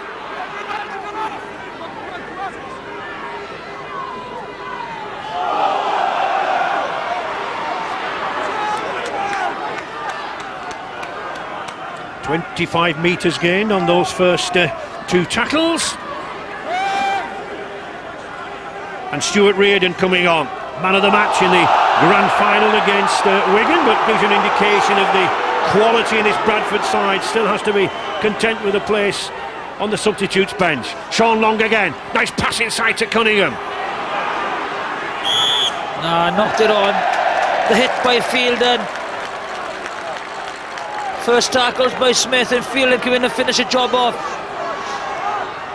He looks very quizzical, all innocent, does Kieran, but Mr. Kirkpatrick's having nothing about it. Just have a look at this very closely. Yeah. He loses it, knock on. No, Kieran was trying to get out of that. It was clearly a knock on.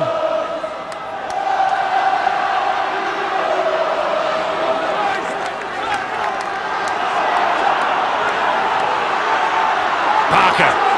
But again, a good tackling from St Helens there. Cunningham moving up very, very quickly. Forward, go forward.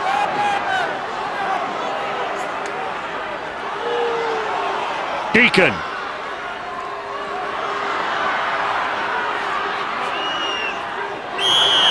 Ripped out. And that's could be a crucial mistake. You know, they'll put a good kick in now. Hooper made the mistake. Steals the ball in a two-man tackle. Watch this. Gilmore goes in, then Hooper goes in. You just go to ground with him. You don't have to rip that out. And now they're in a great attacking position on the 20-metre line. This is where Bradford want to attack from. Parker. And a lot of loose ball in this opening 9 minutes of the second half. There it is again. Another. Knock on. I don't think any side's gone a set of 6 yet in this second half. Well, you know, what did Hooper have his arm in there again? I doubt it. You've got to secure the ball. That's what you got to do. You can wriggle about. Yeah, Hooper's left hand was in there. Parker was complaining. Well, that's a great opportunity missed. Long again. Looking to get around Stuart Reardon there, but just couldn't do. Darren Albert, Reardon in again. Good tackle that rouses the Bulls fans here on this popular terrace. Yeah, you need the Bulls fans to get behind them now. They've been quiet because Saints not played so well. Sculthorpe. Oh, there's another lost pass. Really quite some ragged rugby here in this opening 10 minutes. Neither side able to control the ball. Nicolo looking for the gap, shrugs off Cunningham. Cunningham back in again.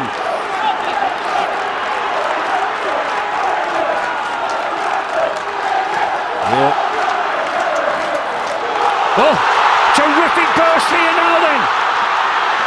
The good tackling. Oh, terrific tackle there. There's great play by Johnson. Great play by Johnson. Superb play by Helens. Watch this. There he goes. Gleeson tries a big hit. Long comes in, spins on a tackle. This is great full back play. He just makes him go one way, and that is go to the touchline. No option, doesn't give him the option to go inside. He just says, right, use the touchline as a defender. Watch him, he just makes him go one way. As he goes that way, pulls him into touch. Very well done there by Helens. He stood his ground, didn't he? He made him go on the outside. He wouldn't let him come inside him. Yes, you know, as a full back, you just got to cut the options down. And once the option was cut down, you had to go one way.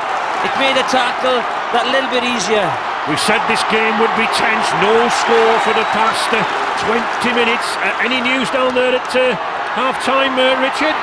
Well, you can see, Ray, that Martin Gleeson has had his right thumb strapped up after an incident there in that last try-saving tackle. He seems okay. Interesting to note that St Helens are making effective use of Don Faianati. He's coming in off the wing, he's making an extra forward, making extra yards, and that's a ploy that Bradford have used in the past quite effectively. And he's enjoying himself too. Another kick. Was that a late tackle on Sean Long? I think referee Kirkpatrick's waving it off. Reardon. Something's got to give very quickly. Here it is. Slightly late. Late. You know, nothing really that bad in it, but just got to be careful. Another 2 points against them. Oh, look at that. 100 tackles maybe. 100 apiece. Deacon.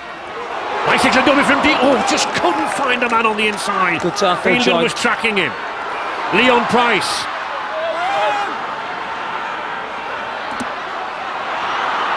Fonati.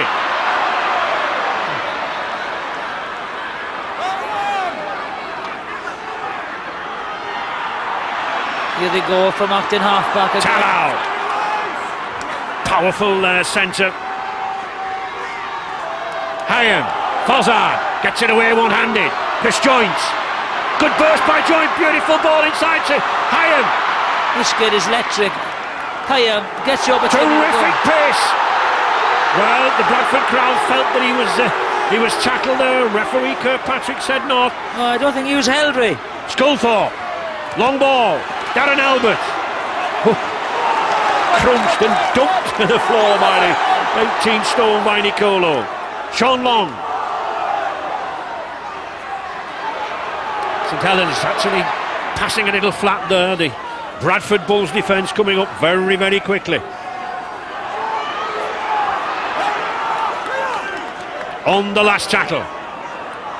69 metres gained in that sequence. Can it finish with a try? There's a chance here. Oh. Wow. That's a drop out. Well, that ball was hovering around there from the kick. I don't think any St Helens player realised that the opportunity was there. No, again, the variety in the kicking game. Watch this. I'm not sure somebody was taken out here. I think Reardon's got to be careful. He just took Gleeson out, but that ball could have gone anywhere. Watch. They've got to keep the discipline, Bradford. You know, Brian Noble was shouting at him. It's going to be tough enough coming back from this situation.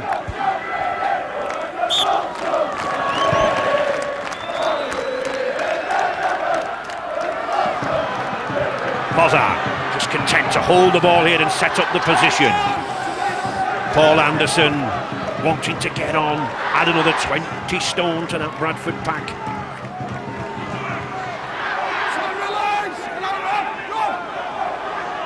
Hayam. Cunningham almost playing the role of a prop forward. He's still going. 5 metres. Long. Hayam again to Sculthorpe. Good long pass out to Talon. Beautiful ball. Oh, magnificent try. That is a fantastic try. Lee Gilmore in there against his old club.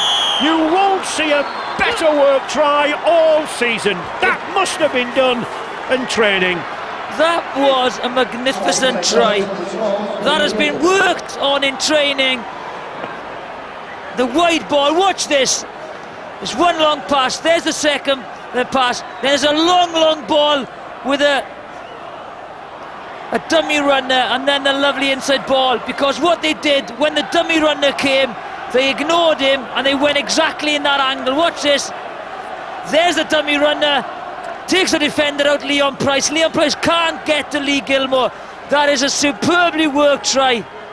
And I think what viewers should realise is, Jonathan, that every man, the dummy runners, have to know exactly where they are. Yeah, and where watch it go again now. There's a long pass by Long, first of all. There's one ball. There's the second ball. Watch the dummy runner come. There. Leon Price is held up a little bit, and then as he's checked Leon Price, Lee Gilmore hits the same hole. If Leon Price hadn't got made contact, he would have made the tackle on Lee Gilmore. Unfortunately, he went for the contact. As a great try, well worked try.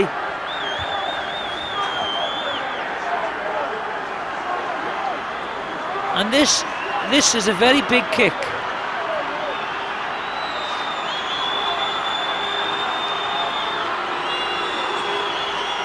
Sean Long then, looking for a fourth two-pointer. There it is. Not the most forceful of kicks, but certainly accurate. And that man Gilmore, he told me he wanted to join St Helens to get the opportunities of running wide in the second row. Well, here is one, Jonathan. Yeah, this is a crucial. Watch the dummy run, as I've said earlier. There he is. I think it's Hooper. Runs into the hole at Leon Price. There he is. Number 3 would defend. Didn't have enough time to get back there. And it's a very well worked try. And the conversion was crucial as well. They'll have to score.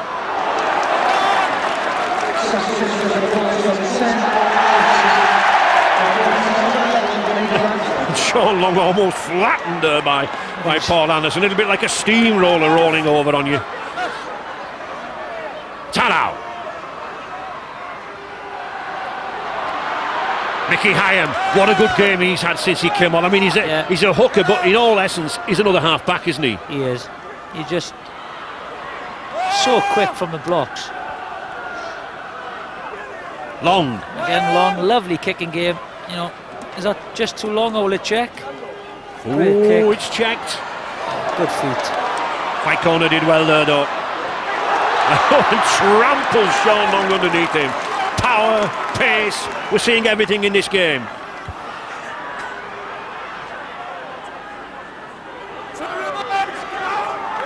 But St Helens really do seem to be this Bradford side's bogey team, whether it be Grand Finals, Challenge Cup Finals or what. They do seem to get the upper hands. Bradford, before this match, 6-4 favourites to retain the Power Gen Challenge Cup. St Helens at 4-1. And Brian Noble must be a very worried man now, coming up to the last quarter. Yeah, it's him and Steve McNamara there. Very worried. Deacon. Helens.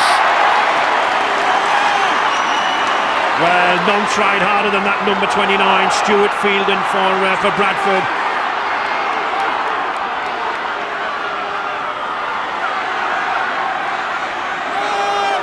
Just got to keep it going now, Saints. You know, get down to the other part of the field, make them tack from long distances. Good support play around that rock area. Aaron Smith going off there, so Bradford will miss a little bit of movement in the play of the ball. Sculthorpe. Alberts. 15's offside. 15's offside.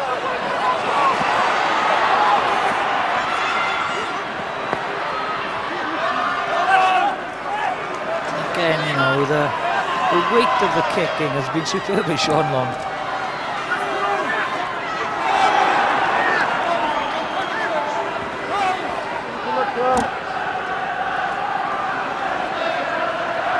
And suddenly, Jonathan, the Bradford play looks very, very flat around the play of the ball. There's very little inspiration coming. They certainly are missing, a Robbie Paul. Well, no doubt about it. Yeah, you know, they seem lethargic. They've had 2 big games, haven't they? You know, with Wigan and Penn and Grip. You know, three times at the start of the season. It's very tough, but it's gone a bit ragged now, and they do need someone really to spark the whole game up, and no one seems to be doing it at the moment. And that's a handover, kicked in on the full. Paul Deacon's having a little bit of an argument. He felt again there was a late tackle, but it didn't make any difference. But also, as I said, there's no pressure at all on Sean Long, and if there is, you know, they've got Paul Sculthorpe as an option second kicker. Everything seems to be falling on Deacon's shoulders at the moment. No one's really helping him out. Bozard. And the next try, if they score again, is crucial. Here is the chance, Sculthorpe.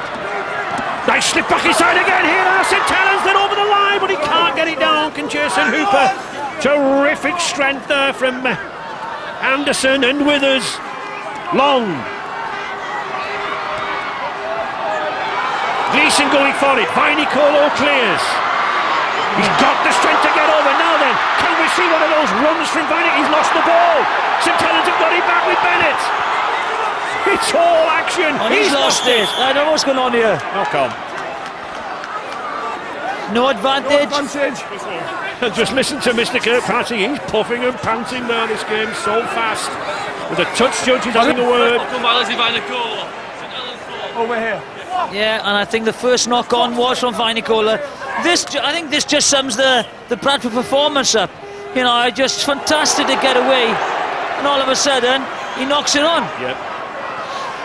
No advantage to Bennett.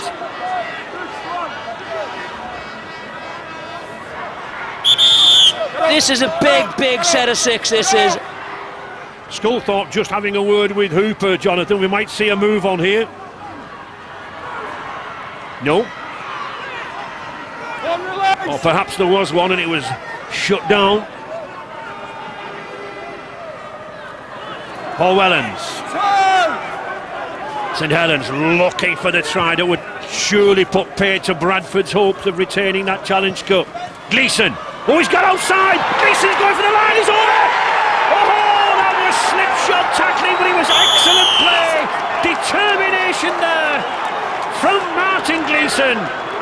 And those St Helens fans have every right to be delighted. This is a one-on-one. Gleeson, I think it's on Reardon. Slips past him with quick feet. He is extremely dangerous, but there the ball goes one on. There is nothing on there. He goes too high, Reardon, slips out of the tackle. Easy as you like. Made it look so easy, but Reardon will look at this and think, what did I do? Watch it, it's a poor pass. He stands up, he goes high. You've got to nail him, and once he's past him, it's a try. I would say, is it?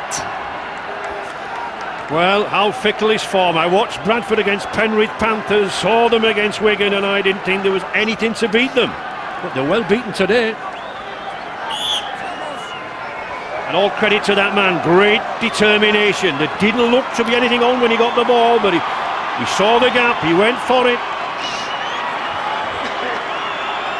And 4 tries to 1 for St Helens. Bradford yet to score in the second half.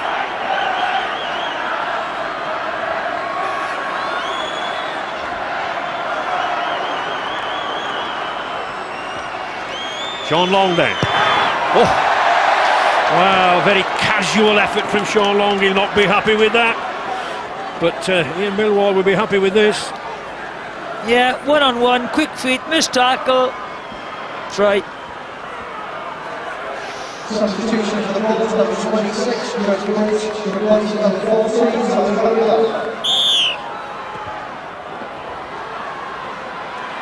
That's a well-judged kick, superbly done by Bradford. Just dropped on the 10-metre line, knocked back, gained the possession. Langley, Deacon, to Jamie Peacock, Anderson. But St Helens are snapping and snarling into the tackle like little terrier dogs around there. Hooper and Cunningham pull the big man down. Langley again to Price. Haven't seen a lot of Liam Price in this game, being well policed. Deacon, here's a chance. Oh, should he have kicked that?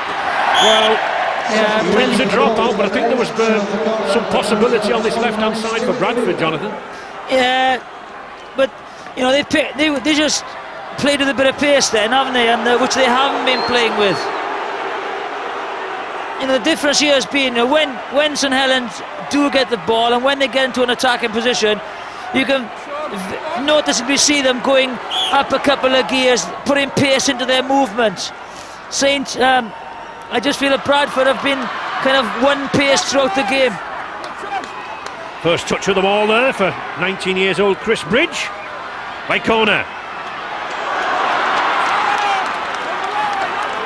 Bradford desperate to score here. They've got to haul themselves back into this game. Vangana, Deacon, nice play. Good tackling. Yeah, from Gleeson. Defence is very well organised. They're not rushing out, they're keeping their line. Deacon. Bridge again.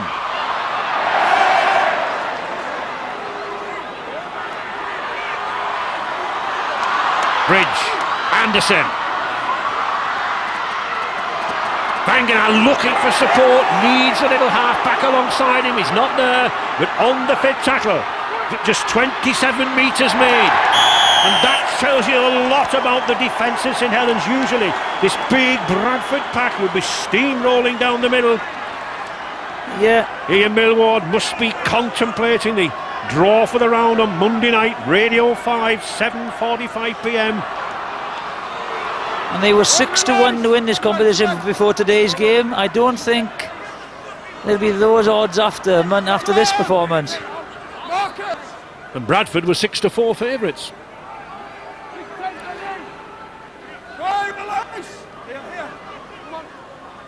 Hyam, Sculthorpe. Good play by Sculthorpe, he's got support outside him. Good tackling. Good tackling there by Paul Johnson. Cunningham wanting the ball urgently. Sean Long. Darren Albert. They've certainly attacked, around the ruck. Sculthorpe in particular. Long. Oh, almost like a goalkeeper there, Joe Vangana. He's lost it. Play on. He dropped the ball. Well, I thought it was stealing there by Sean Long. We'll be interested to see that now. Well, referee Kirkpatrick was right on the spots. Played on instantly. Sculthorpe.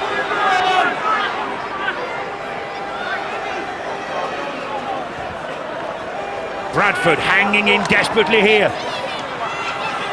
Darren Albert! Getting slipped out of a couple of tackles. Cunningham going himself. No, I don't think he'll get this down. Surely not against 5 of these. No, he doesn't. And he's been pushed back, so play the ball. There's one thing he has done though, just look at how he's lost it. Knock on. I was just going to say before he dropped the ball, he had actually pulled 5 people in there, so he could have been sped across, but no, he lost the ball. Followed by the squad number of the player who is to be man of the match this afternoon, and setting it to 8-4-8-8-0.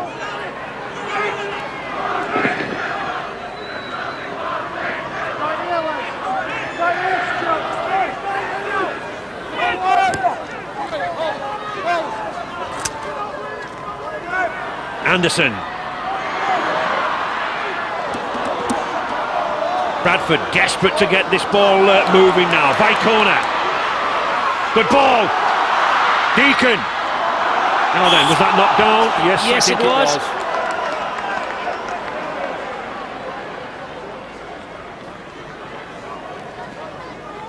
Lovely ball, delayed pass. Deacon hits the hole again.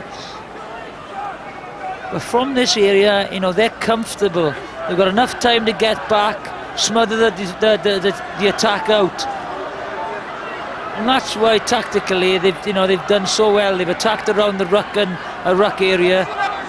They've just gone, play the ball, and they've played in the right areas of the park.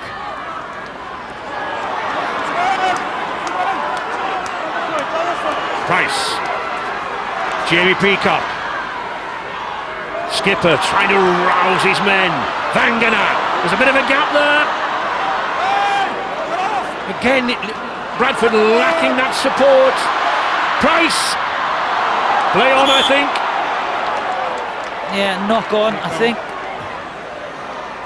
It'll be interesting to see who he's given the knock on against here. I think he's gone against Saints because he's trying to offload the ball here. Watch, Hooper gets his hand to it. Yep. So it'll be an attacking scrum for Bradford. I think there's someone injured there. Saints are a man down at the moment. One player, can't quite tell who it is, receiving attention urgently, wanting a replacement on that field. Bennett, Mike Bennett. Yeah, he's knee trouble or thigh trouble. Saints then defending desperately. Chris Joyce just slipped now into the defence. Deacon. 2 metres then. Ripping out. Well, that's silly because St Helens were defending well. It's another 6 tackles to Bradford. 10 minutes remaining. 24 points to 6 for St Helens.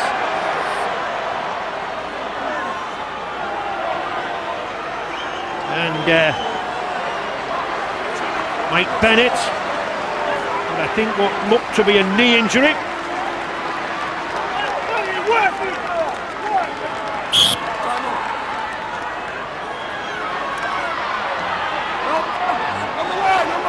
The referee, of course, under the new ruling, has been calling time-out when the goal kicker has taken more than a minute, so there might be a little bit of a confusion with our clock.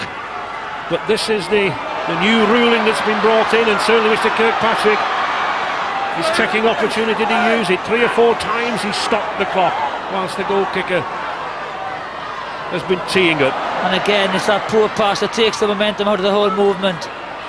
There's a big hole there. Langley! Big strong lad, look for some... Oh, well taken again by Wagner. Showed some superb dexterity and handling as Big Joe this afternoon. Bradford on the attack. There's great scramble defence here. The scramble defence has been superb.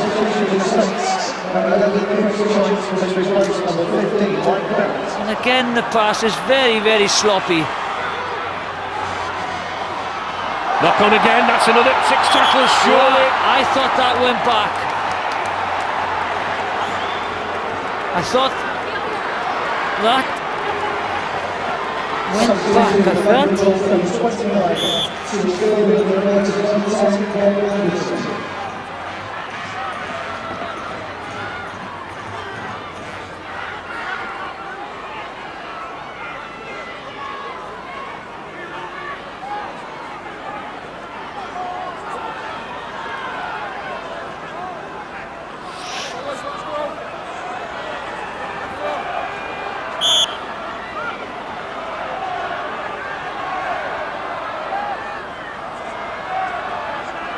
Bradford putting a lot of work in here, but all credit to this St Helens defence.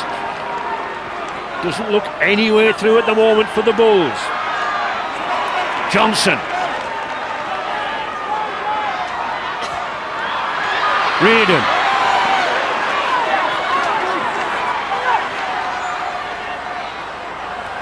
Rob Parker.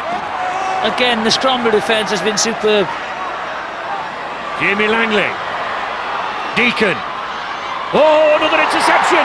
Now then, here's a chance for Willie Tallow. I don't think this man can go all the way. No, he can't. But St Helens have weathered that defence. They're back on the attack. Fanati. Shrugs off 1 man, 2 men. Substitution for the Bulls, number 11, Bradford, replaces number 27, Rob Parker. Paul Wellens.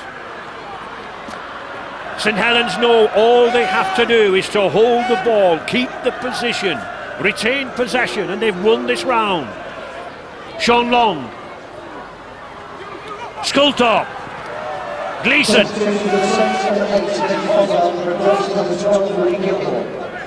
Sean Long again. Nice thing to slip past a joint. I wouldn't be surprised if it was a drop goal here. Just for cheek. Skultorp. No, just keep the pressure on and that, you know.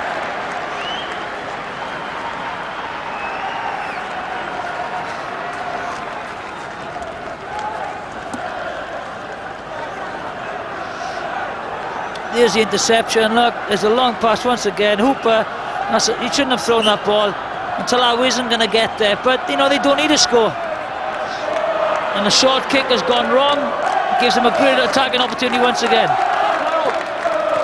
which they've lost. Now then, Bradford, Nicolo, just got Gleeson to pounds Gleeson to the floor. He's a big man. He's had few opportunities this afternoon, but we've got a sense now of his pace and his power. Deacon again to Withers.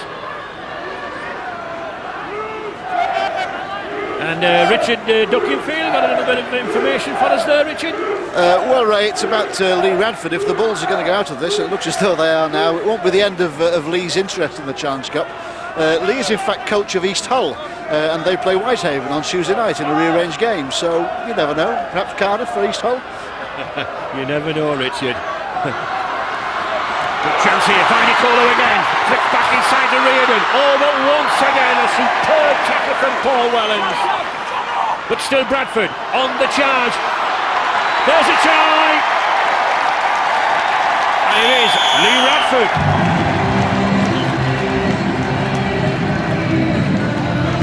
So, who knows? Never mind East Hull, Bradford might just have a slight chance. Well, I don't think so. It's very, very good play. There's Radford, he's the one that gets the ball away in the tackle. Nicolo, lovely inside ball. Reardon takes the tackle, goes down, it's a quick play of the ball.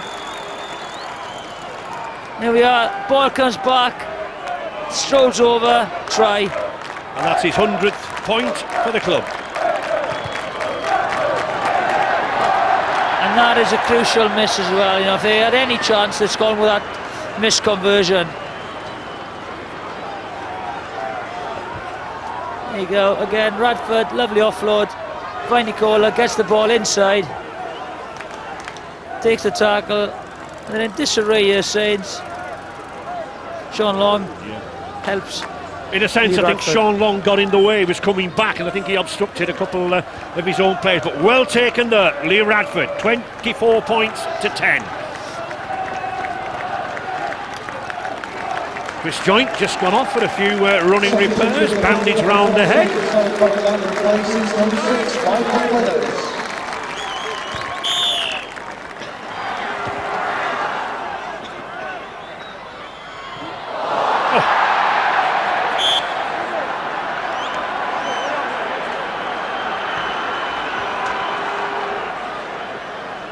Again. Well, off the chest. He never took his eyes off the ball, but he never moved his arms, did he? He looks like he had a basket on his chest.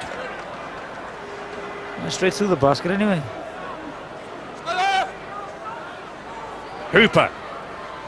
Sculthorpe.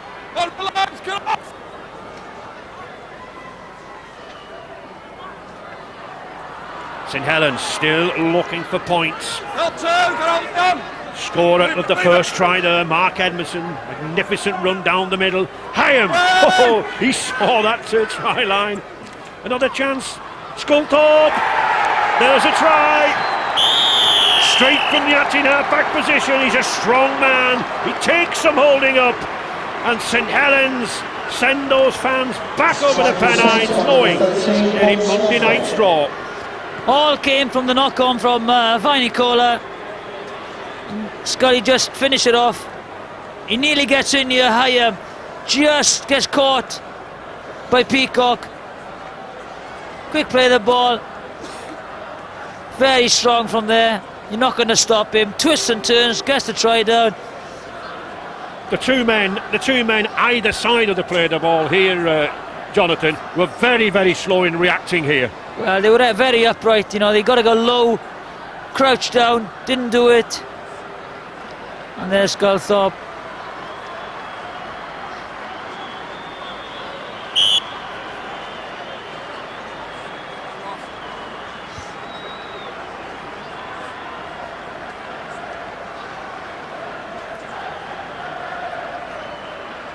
And Paul Sculthorpe taking the kick. Sean Long has moved to the replacements bench.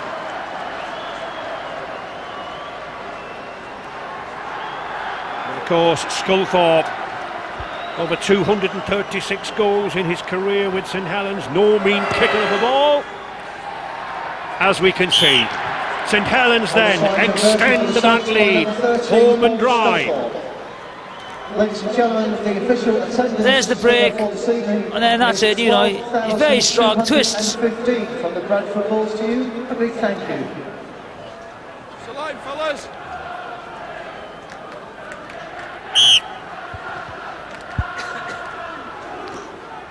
There we are. Knock on. Saints knock on. Saints knock on.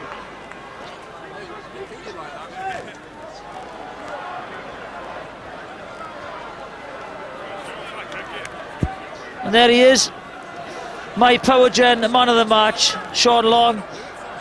I just think, you know, he's controlled the game exceptionally well. They played the right tactics, they played in the right area of the field, and his kicking has been superb. So, power gen man of the match, Sean Long. And Richard, what news about Sean Long? He looks to be in some considerable pain. I think he is, Ray, but I think it was just the fatigue of the game. You notice he took a couple of very heavy knocks about 20 minutes ago. I don't think it's a specific injury, but I think he's feeling the pace, feeling the effort that he's put into this game, which has been absolutely tremendous. And there it is, the hooter has gone. Mickey Hyam clenches his fist, and St Helens continue to be the bogey team in the Challenge Cup for Bradford. Winners in the last 3 meetings in finals in 96, 97 and 2001, and today grabbing their 8th success in this tournament. Saints are not the world champions, will be in the draw on Monday night. And coach Ian Milmord will surely have an eye on a weekend in Cardiff now and a visit to that Millennium Stadium. 5 tries for Saints, 2 for the Bulls. But a tremendous win. He was confident before kick-off. He said if you win the Challenge Cup you have to beat the big sides like Bradford. And they've done that. Richard Duckyfield is down there, I think, with Sean Long. So it's nice coming in. Sean, I mean, that was a magnificent, that was a clinical performance by St Helens, wasn't it? Yeah, we knew we had a job to do, and you know, to come here and beat the Bulls is a great effort by the boys. We knew it was going to be tough, but we had a game plan, we stuck to it, and we got the victory. We didn't do nothing fancy, we just stuck to our guns, and we got the win. I mean, you're up against the world champions. I didn't really think that St Helens made a mistake, perhaps one mistake, a couple of unnecessary penalties, an impeccable performance, really. Well, you have to beat the Bulls, they're the world champions, and we had a game plan. But to be honest, we didn't do nothing fancy, and we just grinded out the win. The defence I thought was superb today. The boys dug deep, and we've had a long pre-season, and it's been very tough. And we're just glad we showed it today. We was glad to get the win. Congratulations, Sean. Well done. Thanks very much. And we've been watching this in the studio with the Great Britain coach David Waite and also Bradford's Robbie Paul. Robbie, we'll give you a moment just to absorb this result because, David, first thing that needs to be said, from the St Helens point of view, this was a game plan that worked to absolute perfection. Absolutely, no, and Ian Millwood's a very, very astute coach, and he would realise the emotional state that Bradford would find themselves in. They've been very comfortable. You said earlier they hadn't been beaten since September, and they've set their sights for this particular game. Simple game plan, Sean Long said, nothing fancy, but everything they did had a distinct, clear purpose to make sure that Bradford were on the back foot. How do you take a whack out of Bradford to make them defend going backwards and keep them at the other end of the field? And they did that superbly well on the back of some great play of the ball, some great dummy half work, and a very, very astute kicking game from a number of people. And Robbie, I know that you won't want to make excuses on behalf of Bradford, but what do you feel the huge start to the season, the World Club Championship, the match against Wigan has actually taken out of your side? Well, look, I won't make any excuses. St Helens played well, they outplayed us, they made us do things that we don't generally do. But we did, as an excuse, we did focus on the World Club game as our, the penultimate game for us at the beginning of the season. We were disappointed in getting St Helens this close in the 4th round of the Challenge Cup. But I don't want to take anything away from St